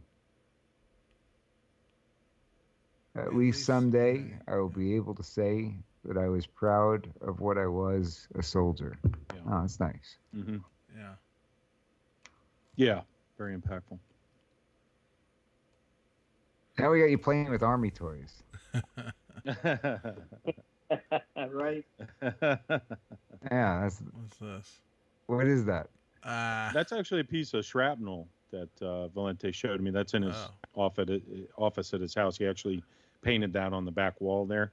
So that's some of his art, that we were that's talking about cool. earlier. Yeah, with the helicopter and the wings and all. So We got you lighting a cannon. A real cannon. yep. That was at Fort Mifflin. Yeah. Remember that trip we took over down by the airport? For those of you who haven't been Yep. to Fort Mifflin, we had a really good day down there, and they let Val. I don't know that they always do that, but they let Val shoot off the cannon after they'd found out he was in artillery in the army. So, and You knew what you were doing, huh? Yeah, look at him. He's an expert. Look at that. Look at that fireball. I'd imagine you weren't using that kind of a cannon anytime recently, were you? He had a couple of those on his sides. No. You keep those. The one thing I'm wondering is how do you get a shot exactly of when the cannon went off? Because I noticed Well, there's a bunch of those pictures. I Is enjoyed- this like a still from a video, and somebody just chose the perfect Correct. frame? Okay. Yeah, that's what I You're did, yeah. correct. It's a Yeah. still from a video. You found the secret. Yep. There it is. Yeah. I couldn't think of any other way that I would have done it. That's an easier way to do it. And that's Valente with his wife there. The same night, I think we were at the dinner. Ah, very nice. Yeah. Yeah. And then There's that old Little guy Buster. again. Right. a little less John Candy-ish at this point. Looks more like Chris and less like John Candy. That's right. John Trying to Candy after he died. Trying to compete with Gallagher.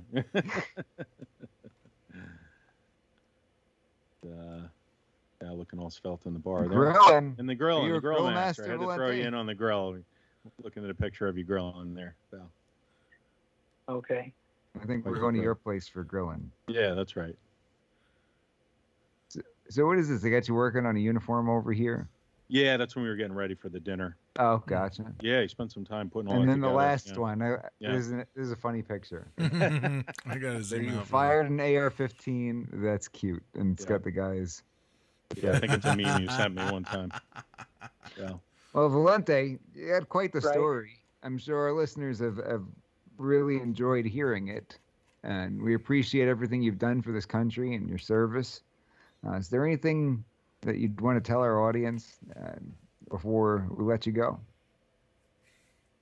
Well, want to thank you for the opportunity. Share my story with you all. Yeah, and thanks a lot. Appreciate it. If there's anybody who's listening who is maybe thinking about joining the military, do you have any advice for them?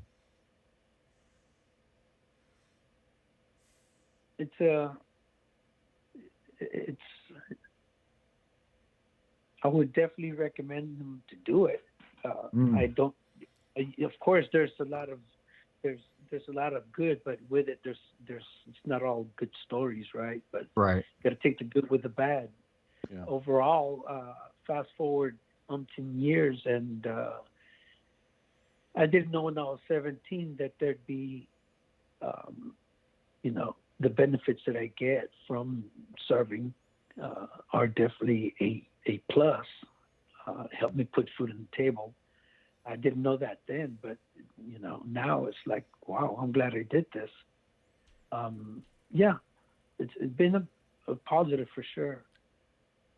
Good deal. Well, Valente, thank you so much for taking the time to join us and tell us your story. We hope to have you on the program again sometime. Thank you, Mike, Chris. Yeah. Appreciate thanks, it. Val. Have a good night. All Appreciate right, it, take bro. care. Thanks. Love you. Peace and love. For those of us just tuning in, you're listening to Mike G in the morning with The Law Matters, only on the Freedom Station, WFYL. Hey, Russ, why don't you go into the doc? There's a video, last week's episode, 2 hours, 34:40. Click on that. Oh no. Yeah. What is this? What are you trapping me into? 2 hours, 34:40. Yeah, 2 hours. 2 hours. 34:40. Let's just let it roll. Crank it up. Brandon, yeah. Isn't that great? Let's go, Brandon. Let's go. I think that Brandon. here's what I will recommend though for everybody who's on our side of the fence. I'm clearly Why are we not a playing proponent this? of using profanity in public and on public platforms for the reason, if nothing else, that you could have children listening, and we don't want to promote that to little kids. I don't think, at least. That's just my opinion. I don't like to promote that to children, and Yeah. even when I see conservative-leaning, vulgar yard signs, kind of irritates me. things like that. I've heard some other people in the media say exactly what you're saying right now, Mike, and it makes sense what you're saying. I'm not a fan of the chant itself. I will say, being said in public and everything like that. I will say that when you see this, I don't understand why we're watching this. Why are we press watching? pause. Now go down to the next video from there. What do you mean the next video from there? What? The next In the video, I don't understand why we watched that. The Cape video Fear below one. You'll the understand in a minute. Cape Fear laughing. Yeah. Okay. Just play the video.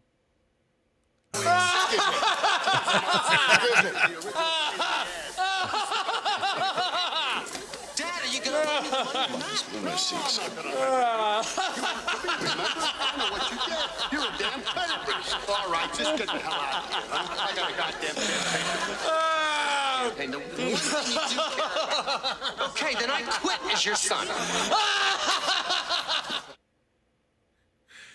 Okay, and Go back to the episode, and Chris and I were thinking, what would be a good clip to post out on YouTube? We were like, we like that "Let's Go Brandon" discussion. We think that reflects the way a lot of people feel about this. And we go back, and all we hear is Russ laughing like Max Cady in the movie theater. Cape Fear the entire time. We're like, Right. this is an interesting issue because we don't want to promote profanity. Yeah. you didn't see what was on the screen. You know. I got a humidor back there. Let me go grab a cigar real quick. I'm gonna make this look good. Yeah. Oh, You gotta okay. do it. Wait, are we allowed to smoke on YouTube? Oh, sure. We can do whatever we want. Oh, okay. why Oh, not, or is right? Mike just not gonna light it? Mm, No, Mike's gonna light it. He's a savage. yeah. Okay, did you guys even notice what was on the screen when I was laughing? Did you guys Yeah, even you were- put you that were- together? But I think Mike's point is you were just totally in your own zone. Did we you know? notice anything that? Yeah, I think Max Cady was in the movie theater. He noticed it was on screen.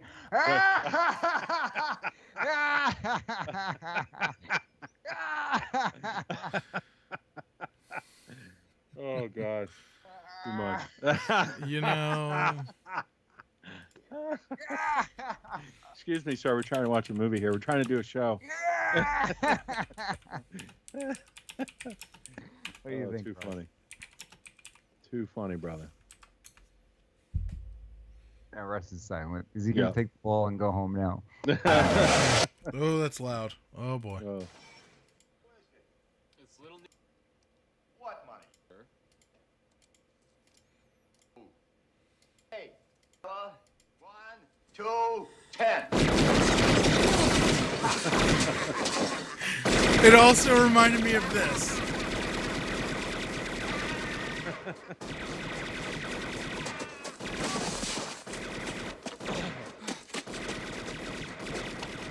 That is the fakest California snow I've ever seen. Yeah. It's like, Eat the change, you filthy animal. mm. A This is also lovely me. cheese pizza Just for me. Yeah. Keep the Nice. change, you filthy animal. So what do you think? Was I on point? Is that Yeah, that was on point. was Russ Max Cady in the movie theater? No, I'd rather be. I don't even know. Ooh, what is going on here? No, I'd rather be the guy who counted the 10 and then started firing like a maniac. Mm.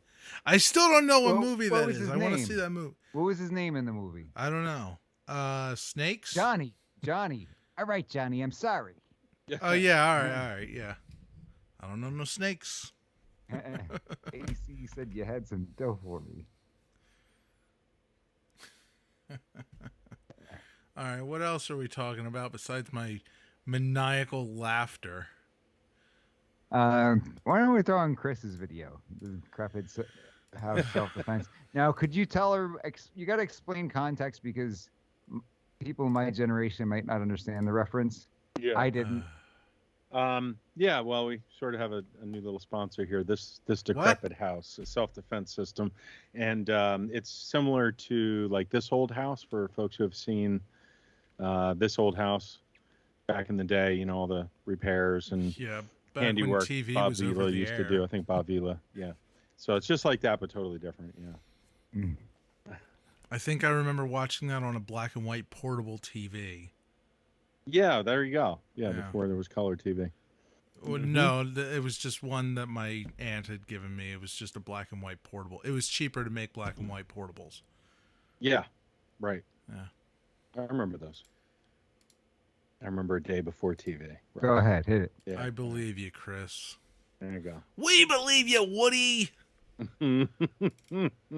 Okay, now okay, this is you. DG says great impression. Hasn't seen Cape decrepit Fear. Hold house. on, before don't put it back to the Yeah. beginning. All right. DG Where's says the sound? says Cape Fear. Now that's a movie I haven't seen in a long time. Great impression, Mike G. She should see the Cape Fear tattoos that I've got under my shirt, right? Yeah, the legitimate Cape Fear tattoo. gotta have it. Oh, what's this? Am I joking? Get out of here. He's not joking. Eh? Nobody will ever know. 1, 2, Unless we do an 10. episode on the beach. Yeah, right. All right, are we playing this Oh, thing your now? biggest fan, Philly Chris. Monica just tuned in. Oh yeah, Just, fantastic. just for Philly Chris. Nice. Monica from the Sin Gap Foundation. Oh, fantastic. I'll be seeing her tomorrow night. Forward to it.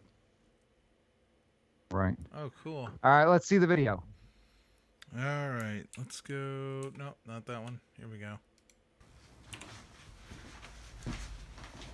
It's going to be just Philly Chris laughing. right? Welcome to this week's episode of This Decrepit House. Today, we'll be sharing another hack. I'm working again with my favorite assistant, Rhodey. We had a viewer of the program recently write in through our email asking us about the current political system and home self-defense. Well, Rick, I'm here to tell you a little bit about some things you may want to consider doing while working on your decrepit house. Today, we'll be installing a home self-defense system. You can see Rhodey here has a 20 amp line, which is about to run into this 4-gang New Work old school box. The line will run down through here, up and over, down into the Cat 6 connection. We did a video about how to convert high voltage, high amperage lines recently. Check that video on how to do that connection. Oh, my God. After that, it will go into this sensor here. Now, there's a pressure plate in the floor, which will be triggered through a mercury switch, going up to this infrared sensor and this magnetic module, which has been mounted with neodymium lithium magnets and ionized battery packs, which will last approximately, well, until the next pandemic. So in this case, once we get the wiring done, and Rhodey will be working on that shortly, we're installing this connection here. Now, through a pulse-activated pneumatic system, once the intruder goes through this barricade, you'll be in your safety space in the back, of course. What will happen at that point, the pneumatic device up through the Cat 6 line will trigger this. And when this happens, an actual grinder, of course the battery will also be triggered with a mercury switch, but that will actually trigger down from the ceiling as it comes out of the hidden space and most likely grinds the attacker somewhere in the head or neck area.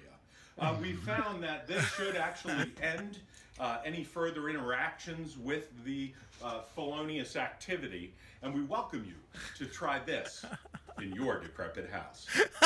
Tune in next week where we have additional hacks we'll be talking about. We look forward to seeing you soon. As always, safety first. Oh, my God. That is great. The only thing you were missing there was instead of a grinder, it'd be a paint can. Yeah, Yeah, there you it's go. like Home Alone type stuff. Down a right? flight Home of Alone. steps. Yeah, we just did the Home Alone. Yeah, good timing for Perfect. that, right? It was yeah. perfect. Now we got to warn everybody. He was just kidding. Don't do that in real life. That's right. That's There's a right. famous case that you read about in law school where a guy rigged up a spring gun Mm. where if somebody opened up the door, the gun would shoot. Oh, The really? guy got shot in the leg, and the guy who set it up was ultimately held responsible. Yeah. Wow. Some trespass on property, Mm-hmm. So- Yeah, not a good idea. Doesn't sound very safe. I suppose a grinder falling out of the ceiling into your face is not so safe either. Make clear. trespass on property is not justified use of deadly force in Pennsylvania. Yeah. Mm. What if No. you had a boot come up and kick him in the groin? Is that equal Well, that force? actually sparked. You a break into discussion my house, because you get kicked in the nads. That sparked a discussion that I had an argument with my professor because he was saying, "Well, what if you had a gun that had blanks in it, and the person hears it, gets scared, and falls off the porch and hurts themselves, or is They the shouldn't have homeowner been on still your porch. responsible?" And I said, "Absolutely not." And he said, "Well, why not? If they didn't have that noise, then they wouldn't have got spooked and they wouldn't have fallen off the porch." I said, "If they're going to get spooked by a noise and fall, and that's going to be held responsible, then how is that any different than somebody climbing up a ladder to try to get through a window, opening up the window, having an alarm go off, getting spooked, and falling off the ladder?" Mm. And that was one of the, I think I was checkmated him because he just moved on to the next question and didn't even respond to me. Mm-hmm. So what do you think, Philly Chris? Blank guns okay? Yeah, might as well, right? I don't know. I guess there's some liability there too, right? DG says, "I'm not a tattoo fan. Russ, before you make a snarky comment, to each his own, just not for me." I don't think Yeah. Russ has any tattoos. Yeah, do you? why? No, I don't have any tattoos. Why would I make a snarky comment, you idiot? Yeah. I'm just kidding. Yeah, it's a joke. I get it. I get it. God. All right. What have we got here? Streets know. of Philadelphia. Is that Philly Chris video or? It's actually Probably. just something off the YouTube. We were All right. talking off the air a little bit about what's been going on in Kensington. I've mentioned it a few times on the show. Yeah, So in let's case hit we it. want to play a little clip for Yeah, let's hit folks it. who maybe haven't seen it. Yeah. Oh God, what is this? It's pretty What long, is so you this don't have to play the whole thumbnail? thing, but you can maybe scan Oh, through a no. little bit of it, Russ. Just Wait, to- what? It's pretty long, so you don't have to play the whole thing, but you could scan Ah. through it a little just to give people an idea what's going on over there. Don't you have footage like this though? I can swear that you've sent me videos. I've taken some real quick ones myself, briefly, but I haven't done a lot over there. I did drive through there in the one video that we have up on the Mike G in the Morning YouTube channel back during So, the beginning of the pandemic. I will say this: I've been to California multiple times, and most recent trip was, as far as the homelessness has gotten out of control. Yeah. Mm-hmm. There's, first time went out, really didn't see it in certain areas. Then, second, third, fourth time, you see it pop up a little bit in those same areas, and most recently, just everywhere. Mm-hmm. It's everywhere, and you see tents popping up. And saw this tent and person on the outside of it, and as I got a little bit closer, realized that naked homeless person standing outside of a tent. Right. And it's just all over the place. You would think with so many rich liberals in California, they would have this all figured out, right? Well, sure. You would think so. Or maybe they do have it all figured out, and it's part of their agenda. I was gonna say maybe that's part of their plan. Yeah. You don't care about poor people. You just need to tax more. That's all. Just Yeah, tax sure. the rich. We Well, care about homeless people, just not California naked is like homeless your people. liberal utopia, right? So Yeah. why is it not fixed? Hmm. Good. New York, Exactly. same thing, right? Right. Yeah. And it's going the other direction, obviously. And we're seeing it around here.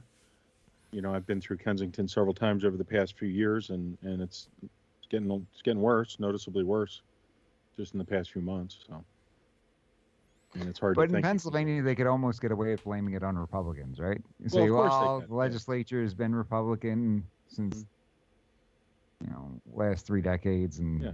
it was just a brief switch, and then for even longer before that. Right. But California and New York, they got no choice. They're no excuse over there, right? Mm-hmm. If they really had this all figured out, unless they blame it on the federal government, Yeah. which now they have no excuse for that either. Perhaps It's these the House, places are Senate, just and the run President. by idiots. With that, Perhaps these places are run by, get ready, idiots who don't know what they're doing, or I think who they know what they're doing and Joe. are doing it out of malice. I think they know what they're doing. I think they know exactly what they're doing. At what point does I don't know what point does willful stupidity become malice? Is there a point like according to law, or does it depend on like the person? I don't know. Willful stupidity become malice. Yes. Mm. Did I confuse you? There's a lot to unpack there. It's almost like recklessness, you know? I guess that'd be the same thing. Knowing of a risk and a conscious disregard for that risk. Yeah, basically. All right, let's see Streets of Philadelphia. Chris, usually when people put things in the doc, if they Yeah. ever put things in the doc, they usually give timestamps. Well, this is just a video. Not that you just, can- oh, here's a 23-minute video. Go to town. I didn't even watch the whole thing. It just gives you an I'll idea. figure it out. We've talked about it on the show. So Is there any swearing? I really don't want to have to edit this video. Okay. yeah, I think this was about a month ago. Is that what it says? Mike? People Wow, strung look out at all on the drugs. trash. That's a Yeah, high-quality city. Yeah, it's about 15 minutes outside of Center City. Less than that, maybe. Uh-huh. Look at all the clouds. Oh, wow. What happened? Oh. Dude strung out on drugs. Yeah. And it's not just a few people. It's hundreds of people.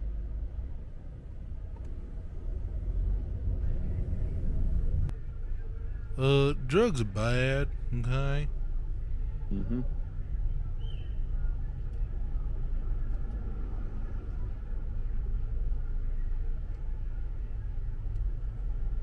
I mean, it's sad. It's sad to see. Troubling. And it's only going to get worse. I mean, you're going to start seeing this in probably parts of the country you haven't seen it before because the fentanyl's flowing across the southern border right now Great. at an unprecedented rate, which is what's driving this. It's like they want to destroy the country or something. Might be onto something there, Ross. Wow, look at the congregation of people just doped out of their gourd. That's another thing about California. You can't go anywhere in Los Angeles without smelling pot. It's just everywhere. Right. That's gross. Just everywhere. Right? Beverly Hills, I think, has an ordinance against cigar lounges. You can't build any new cigar lounges over there. Pot's perfectly fine. Everything's backwards, right? They don't want people smoking unless it's getting them stoned. Yeah.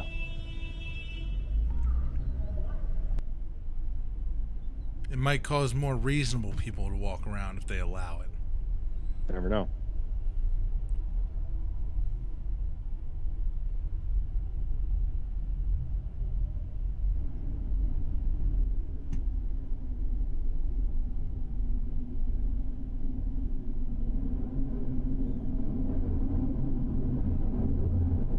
You wait 15 years in the future, they're going to have drug vending machines. Isn't this the same street we just saw? No, is you just see the same kind of people in Right. that same position, Mm-hmm. Oh. strung out on heroin. Yeah. Yeah, there's a guy on Instagram.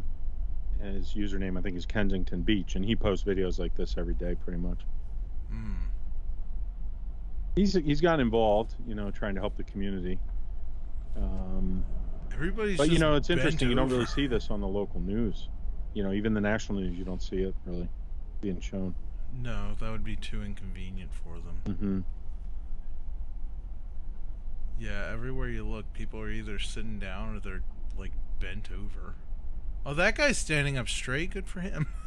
Yeah, I don't know exactly what that's about, but I guess when they're under the influence, I think they call it like tweaking. They tweak out, and you start to lose bodily function, and you'll see them stumbling around. I've seen them walk right out in the street, Oh, in yeah. front of cars.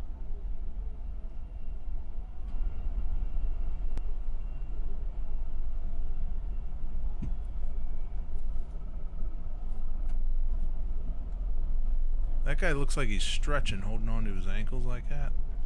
Yeah, that's a deep stretch right there. Yeah, you might have to do that He's every deep day to into get his close. meditation, right? Yeah, Right. it's getting Yeah. pretty low there. Right. Guys, look how flexible I am. Kensington yoga. Oh, that's terrible. Either you laugh or you cry. I mean, it's not funny. So. Yeah, well, humor and laughter is one of those coping mechanisms. Yeah.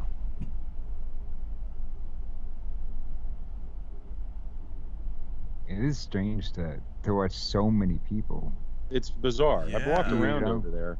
and Growing it's- up, you always see, a person in New York, you always see a person here or there who's all Right. messed up and everything. Mhm. That's not unusual. But to see so many people up and down the street, that's Awful. something that I've not seen. Yeah, it's like a scene out of a. Has bad movie. nobody Even in noticed this places where you problem? had serious drug problems. Right. People do it in the home.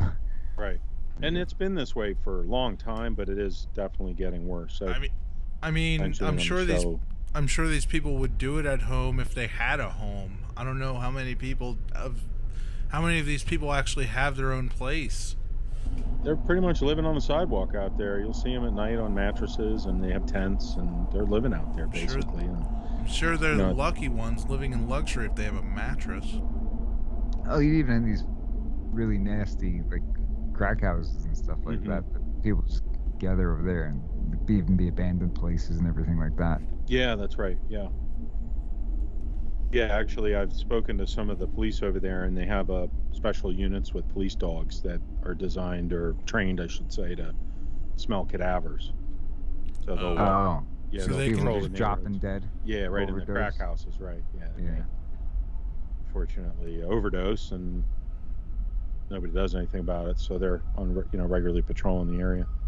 And I've seen several people. All these Narcan. storefronts, a lot of them have the gates down and everything like that. Are they just like out of business? Probably. A lot of them are now. Yeah, some of them are open. There's a lot of like little corner markets and places that sell single beers and pawn But shops. You know. Who's buying them? The homeless people? You'll see them drinking too. Yeah. Drug Yeah, and addict people? yeah, they'll be drinking in addition to. The other Nobody things. else is going there is walking among them. It's like Right. the Walking Dead, right? Pretty much, yeah. And the Yeah. parks are overrun with them now. I mean, yeah. But to me, it seems like if they really wanted to fix this, they could. You know, How? it's been going on for years and years. This isn't something that just started a few weeks ago, a few months ago. But How do you fix it? I think you would need to get down there with the correct resources and get these people help and get them off the street into They want help? programs. Some of them do. I've talked to some of them, and they do, and they've been through programs. Unfortunately, the draw with the fentanyl and the heroin is so strong, and we Yeah. have all heard these stories that, the way they describe it, some of the ways I've talked to some of these folks, the way they describe it, there's nothing else that can replace it. Obviously, it's pure ecstasy. What would a true libertarian say? Would a true libertarian say, hey, if they want to do that, that's their choice. And we're not going to lock them up or force them to do anything they don't want to do. Right. I suppose, yeah. Make everything legal, right? Some of them will talk about that. I don't know if making everything legal is a good plan. Why? Because when something becomes legal, you're basically giving the certain. I would say that there's a bunch of people that would be like, oh, so it's okay to do it now, instead of, oh, I don't want to do it because I'd be breaking the law. They'd be like, oh, it's not against the law. Well, I'll give it a try. Right. And I think that would just make the problem worse. You would create more addicts that way. Mm-hmm. I mean, you said when you went to California, you couldn't go anywhere without smelling pot. Did they legalize pot? Because that's probably Yes. why. So you got a whole bunch of people that think, oh, it's okay now. Mm-hmm.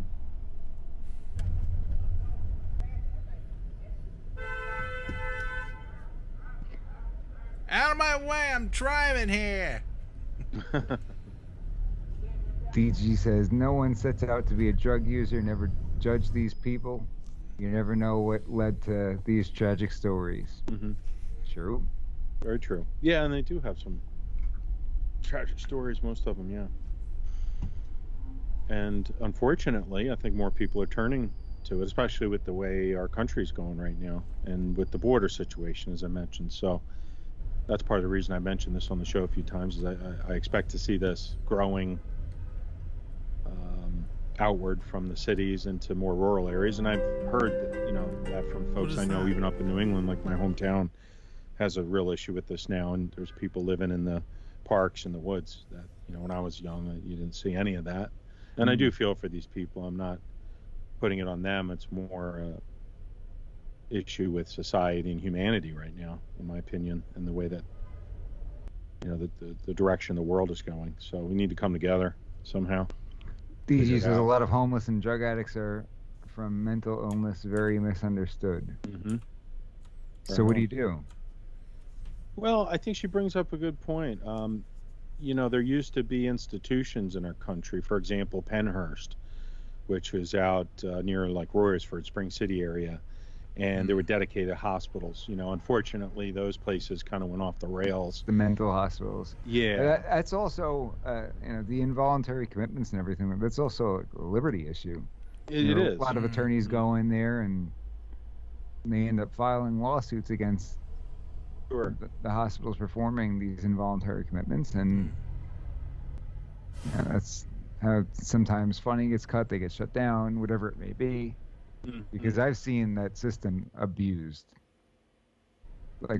Like most people have not seen it abused. I've seen people involved in the wrong end of involuntary mental health treatment who had no business being there.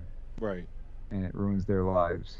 Yeah. So I don't claim to have the answer on that one. No, I don't think we figured it out yet. And really, it's DG just mentioned something about it being a spiritual battle, and that's true. And it's also, I think, a level of consciousness as humanity that we need to reach. I think that we're not really operating optimally globally. The human species seems to not be able to get along. I mean, we're seeing all the craziness going on right now with the pandemic and wars and tensions between various countries. So I think we need to get past that somehow. We're just not there yet.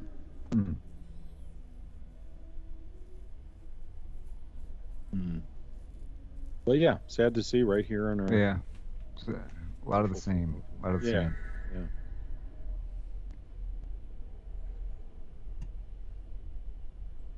All right. Anything else to add for the good of the order? I think this is a good time for us to hang it up. If anybody's got any comments, anything they want addressed. Oh, looks like Jeremy said we got to Google.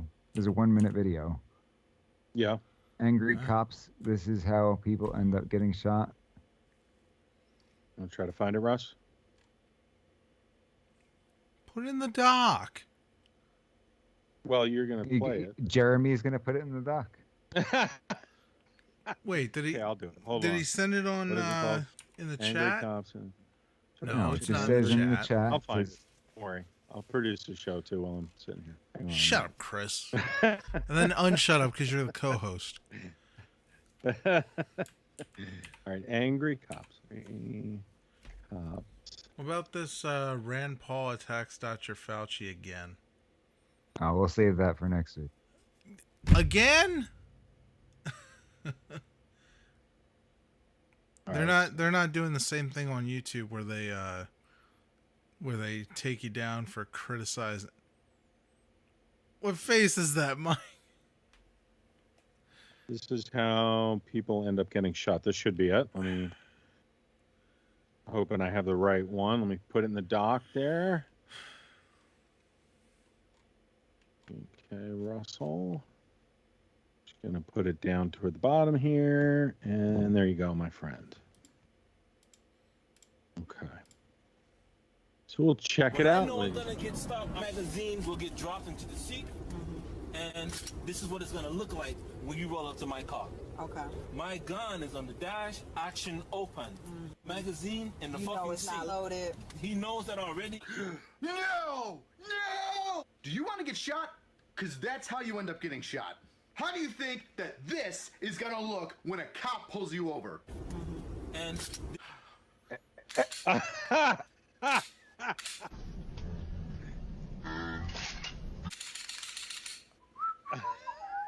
is what you do. Nothing. You do nothing. Sit there with your hands on the wheel and don't make a move. Let them know you've got a gun. Don't go reaching for it like an idiot. Yes, please don't do that. Yeah, that's And fair. don't talk to the cop either without Well, a and he lawyer. says, let him know you got a gun. You don't have to in Pennsylvania. That is not a requirement. Now, it might be certain situations where it'd be a good idea if he orders you out of the vehicle for whatever reason and it's on your hip and you don't want it to be a surprise. But in Pennsylvania, there's no obligation to immediately disclose that you're carrying a firearm. And depending on the situation, depending on the officer, it might make the situation more tense. So I've lectured with retired law enforcement officers and active law enforcement officers who basically come to that consensus that there might be certain situations where it would be a good idea, but it's not always. This is not a one-size-fits-all approach, so to speak. But yes, definitely don't do what that guy's doing. that would be Bad idea. that is sound advice. Please don't do that. Yeah. Aren't there some states, Mike, where there's literally like a countdown, like a timer where you have to tell them within a certain period of time? Well, Ohio, Oklahoma, it better be the first thing out of your mouth, basically. When I was licensed in Oklahoma, they teach you that in the class. Okay. I think I saw a video on it, like a funny video, because if you don't tell them, but yeah, at least here in Pennsylvania, and that's a good thing for our audience to know. Yeah, Because there are police who don't like you carrying a firearm, and they may decide Sure. to leverage that against you in that situation, unfortunately, right? I've had clients where that happened to them. Mm. Should we used to play this have, next one? What's that? Should we play this next one? I think we saved that for next week. Yeah, save it for next time. Rand Paul. Mm-hmm. It's a good one, though. You got to watch Save out for those next guys time. with two Tune in first next names. week. But, yeah, good show. Thanks, everybody. Are people really going to wait until next week for us to see? They could just I watch the remember this video. guy. Miller said, "Show me the name of the guy." Uh-huh. I remember this guy. I remember seeing videos of him like pointing guns at other students and stuff like that. Oh, really? Oh, wonderful. Mm, Yeah. crazy. Yeah. Please don't do that. Yeah. Please Be don't safe. point guns at other students. Don't grab your gun when you get pulled over. Please.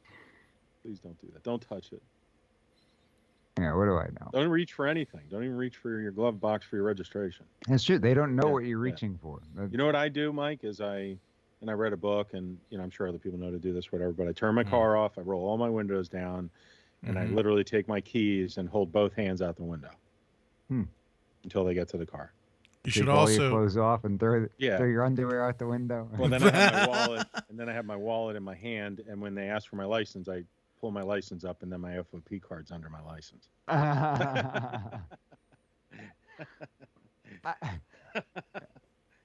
I don't know if I want to call you out on the air, but I've actually been in the vehicle when you got pulled over. That's right, right? And remember, I pulled out my FOP card, didn't I? Yeah.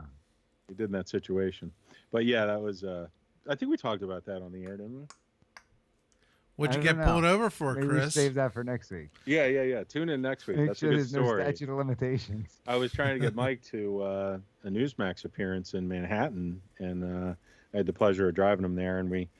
I made Totally well. There wrong was way. yeah, there was a situation where there's some cones, unexpected cones, right after the Lincoln Tunnel there, and we were not going to make it on time if we went the other way. So, but yeah, tune in next week. We'll talk about that.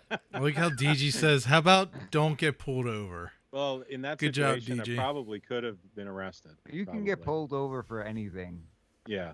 Don't they You need get a- probable cause? A brake light out. Well, you get a brake light out or something like that, right? Mm-hmm.